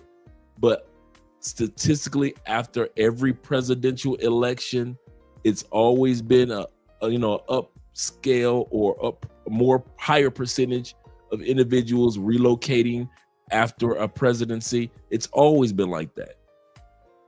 Always. Doesn't matter who's going to be president. It's always been I'm leaving America. And so a small pool of us would leave. Most of y'all ain't going nowhere. So the question you got to ask yourself is, why? And I'm talking about for life. Why? Why stay there if you know that you personally, now let's make this personal. If you know that you personally are at peace, you personally, you know that you're overpaying when it comes to cost of living. I don't know what you guys are thinking, but you guys gotta come to a reality as well. You're gonna get older. I'm sorry. You're gonna get old. And when you get old, you either can have your ass in the United States paying those high ass prices to stay alive and stay healthy in the United States, or you can have your butt in another country that so when you get old, you got your money stretches further, it's got better medical, you've got people that at least act like they care and not treat you like another number like they do in America's nursing homes or in American hospitals. If there is no other reason that I would leave America, I am not doing old age in America. Fuck that. No. I see what people our age and younger go through. And based off our other YouTube channel, man, it is hell to be an older person in the United States. It's hell. And I'm talking about for those that got money. If you got money, it's always somebody out to scam you out your money. You need your roof fixed, and then somebody do a fake ass job on your roof just because you owed. There's always somebody out to scam you out your money with bad investments because you owed. Your family members are lying to you. Grandma, what's going on? I need $500, Grandma. Now you ain't telling Grandma that you on some bullshit. I need 500. Here go Grandma throwing you 500 because you know your mom and dad ain't gonna throw it because they throw it to you because they know you full of shit. It's hard to be old in the United States. I ain't gonna even lie. Nursing homes are like prisons. Hospitals will keep you around so they can keep on draining your pockets to where you ain't got nothing. Social Security is next to nothing. You can't do shit with that. You got your medication or your meals, your groceries or your gas, but you can't have them all at once. 50% of all Americans start taking their Social Security payments at 62. It's hard to be an American and still have your faculties, your youth about you. I had already came to the conclusion, if there was no other thing I wasn't going to be in America, that is old. Fuck that.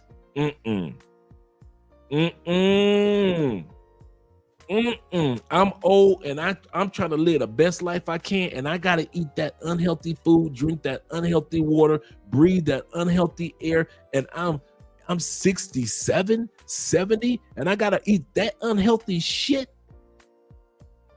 at 70? Food got worse, not better? Ain't no fucking way I'll be getting old in the United. Hell no. Hell no. I would be that parent that my kids would be looking for, like, when's dad coming home? Is he flying in from Bali this week? Well, he said he'll be here for the wedding.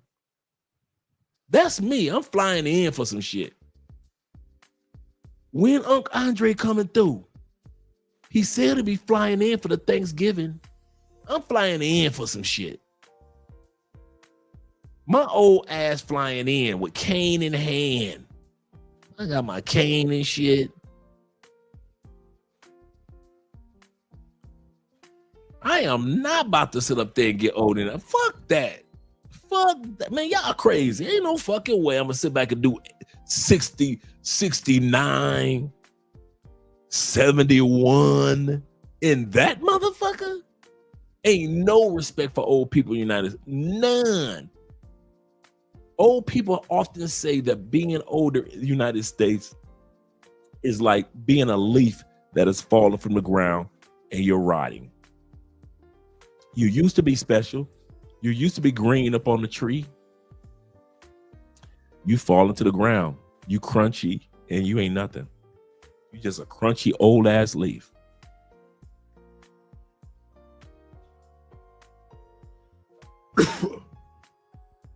Ain't no way in hell. Y'all better than me. All you dudes that plan on growing old in the United States, some motherfucking loot. Wouldn't be me. You're bigger man. Y'all my heroes. Y'all my Avengers. Y'all bigger men than me. Ain't no fucking way. Shout out to Theo. Theo said I could work in cloud and then live in Colombia. Stack my cash, invest, marry a good Colombiana. 'Tis true. Make my own kids, eat healthy, lose weight. 'Tis true. But no. I decided to work at Waffle House, date a Keisha or a Karen with 3 kids. She already got 3 kids. She got 3 kids with 3 different men. And you decided to be with her.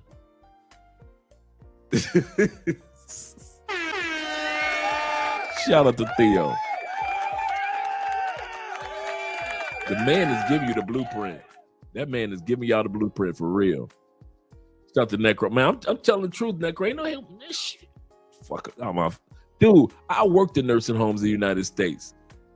When I first got the feds, man, my first year, I worked in a nursing home, bro. I'm telling you, I see what goes on in nursing. Man, they give, nursing homes should have on the front of it, the house of no fucks. Because they give no fucks about our older people in nursing homes.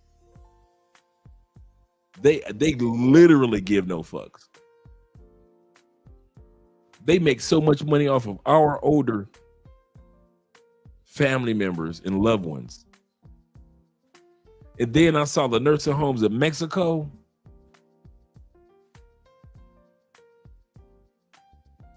That which was dead comes back to life.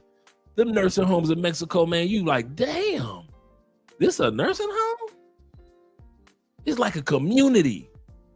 Old people just be happy than the motherfucker, dog. They got their own crib, dog. I kid you not. Some of them nursing homes in Mexico, bruh. That's why I see them old people going over to Mexico in masses. Now I'm like, I got it now, old folk. I remember one lady, she said, I'm here because I came and visit my friends and I saw how they were living in this nursing home. I went back home and I packed up everything and I'm here now and I've got my own spacious, and their nursing homes are complete. Dude, thank you. Thank you, Kerwin. Man, I kid you not. I saw a special on them nursing homes in Mexico. I was like, what? And the love that they get, because, you know, Latin people used to being around family. So they treat them like family. They don't treat them like, damn, I'm tired of being here. No, that's America. Latin communities in a nursing, shit. You in the Latin community that's all about family in a nursing home? I wish the fuck I would grow old in the United States. Not me. Couldn't be me. You gonna be treated like shit. Your family half-ass love you. And if they do love you, they just waiting for your ass to die off to get some money from your insurance. You got family members in the States that can't wait to put a pillow over your face to get your money as an older person. Only in America, they sit around talking about, well, you know, he old, so he only gonna be around a couple more years, then we can get paid. We got movies about people doing that.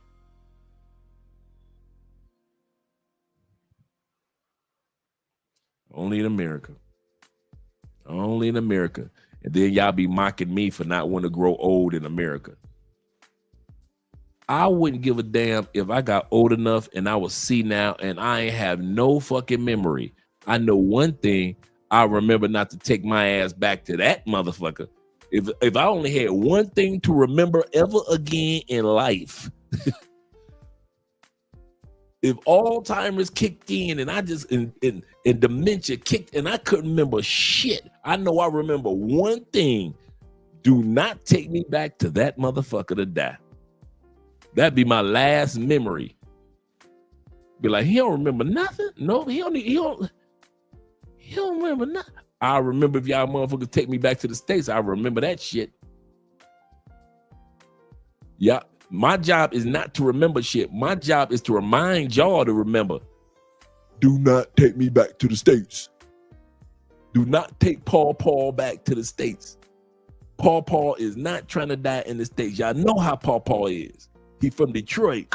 You better back the fuck up out my face, goddammit. I'm from Detroit, Michigan. Don't play with me. That would be me if a motherfucker tried to take me back to the United States as an old person.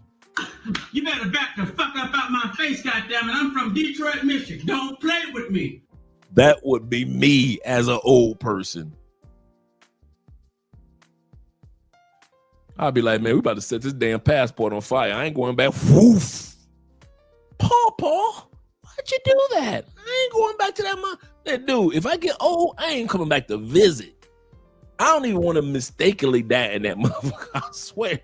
Got my old ass with a cane. I'm visiting family members and shit. And all of a sudden, my chest cave in the States. You won't be burying me and cremating me in that land. No. And y'all think I'm just joking.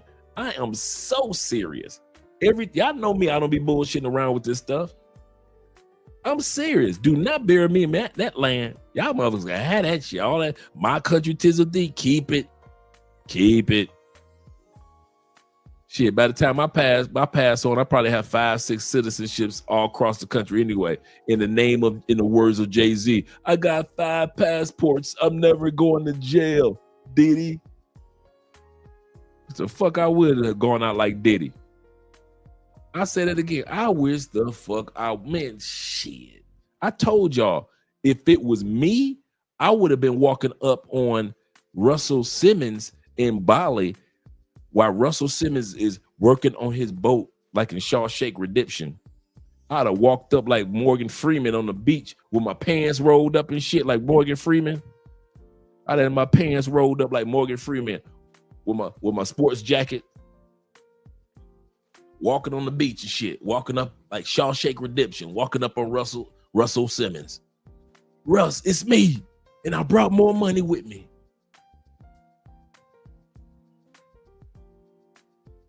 What happened? The same shit that they tried to do to you, they was trying to do that shit to me. Russ free as hell. And I know Diddy sitting in that damn jail cell. Diddy, R. Kelly, all the motherfuckers that had the money to not even be in that motherfucker. Sitting there with regrets. All they had to do was sit their ass out. No, they had to take their ass on back to prove some shit. Go ahead, all right. It ain't like he had little kids. All his kids was grown.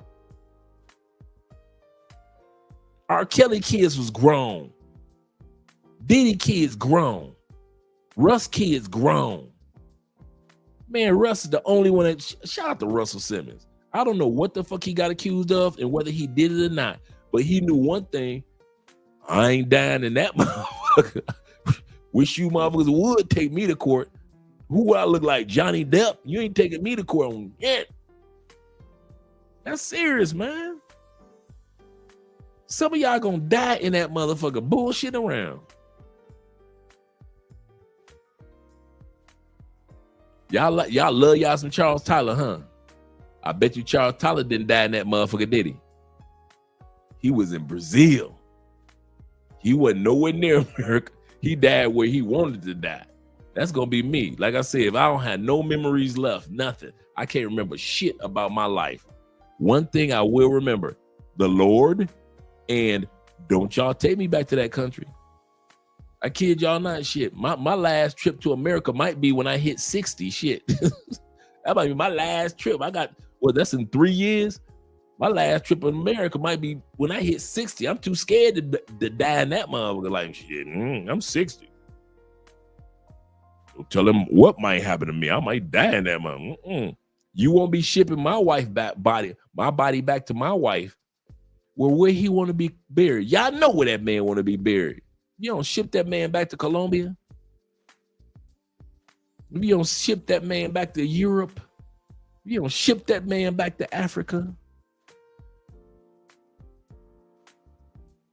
That man has said plenty of times on YouTube, do not bury him in the motherfucking America.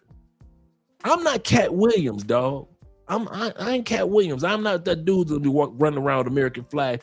Man, America great. America did this for me and did this for you. And it did. And you did what you wanted to do with your money in time. And I did what I wanted to do with my money in time. Kid y'all not, man. Let me get ready to let you guys go. But at the end of the day, man, the choice is up to you. Excuse me. Bobby says this. He said, play keep it real quiet. That he's in Bali. And they don't talk about Russ at all. At all. The last time I saw Russ, kid y'all not. Last time I saw Russell Simmons in the States, is when they did that BET. It wasn't even on BET. It was the Comic View. No. The Def Jam celebration. Remember all the comedians like Steve Harvey and Dave Chappelle, all of them came together and it was like one big show. That's the last time I saw Rolling with Rush, Rush Town Productions. That's the last time I saw him. That man is living his life. Ain't nobody over there doing no paparazzi shit. He just living his life.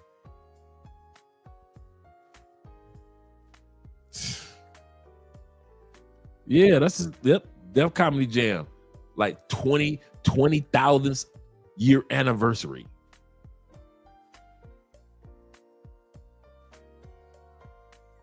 Remember they did the Def Jam anniversary, like the concerts.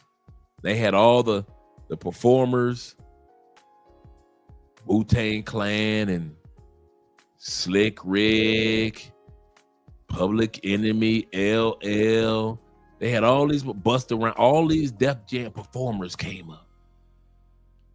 They gave that man his last hurrah and he got the fuck on. Not Diddy. He's still throwing parties, baby oil everywhere.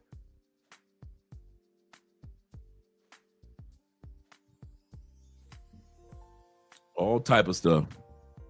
But let me let you guys go. Next time you guys see me, you'll see me on Kings and Dreams. Shout out to Kings and Dreams. He said, Russ calling PD calling jail. Talking about, he said, I told your ass, but you love that baby oil for real. God damn it. Come on, camera. God damn it, I love that baby oil too much. You know how I am about that baby oil.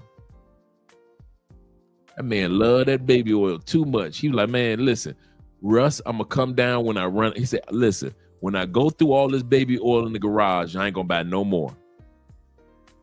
And then I'm going to come down. I got 3 weeks of baby oil left. Shit. I bet you when Russ heard about that shit, he was like, I tried to tell him. And even when the accusations came out, I'm for real. I kid you not. Even when the accusations came out and they was like, Diddy's plane is on its way to, whatever island. You think that plane would have been empty with me on that? That motherfucker would have been, you damn right, I'm on this plane. This is a state investigation, not a federal investigation. Feds ain't coming to look for me. Only the state boys looking for. Oh, well, actually, damn, it was feds. Oh yeah, I guess the Fed boys will come looking for him. I guess I would have sent one plane that way, and I'd have chartered a plane going this way. They'd have said, Andre disappeared in the Bermuda Triangle. Shit. Thanks again, Tori, and the rest of you guys that are here tonight. You guys get you some sleep, man. Let's get these outros going. Let us get these outro videos going. Let's go here first.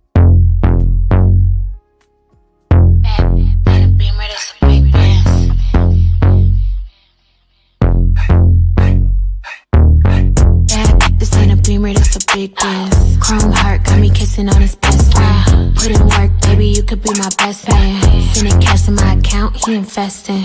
Dark shades on when I'm off the Migos. He's trying to cuff me like a in a Rico.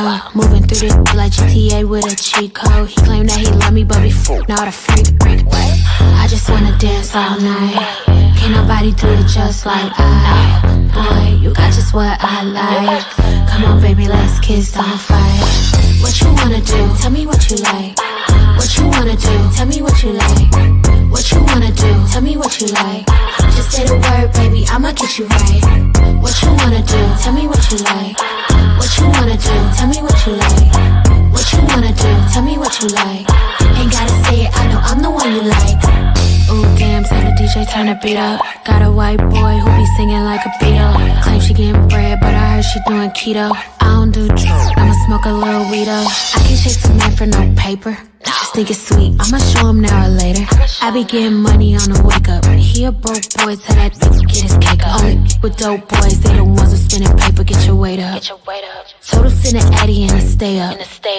Just out here mad, told him assalamu alaikum. Who that 5'5", she don't even need no makeup. What you wanna do? Tell me what you like. What you wanna do? Tell me what you like. What you wanna do? Tell me what you like. Just say the word, baby, I'ma get you right. What you wanna do? Tell me what you like. What you wanna do? Tell me what you like. What you wanna do? Tell me what you like. Ain't gotta say it, I know I'm the one you like.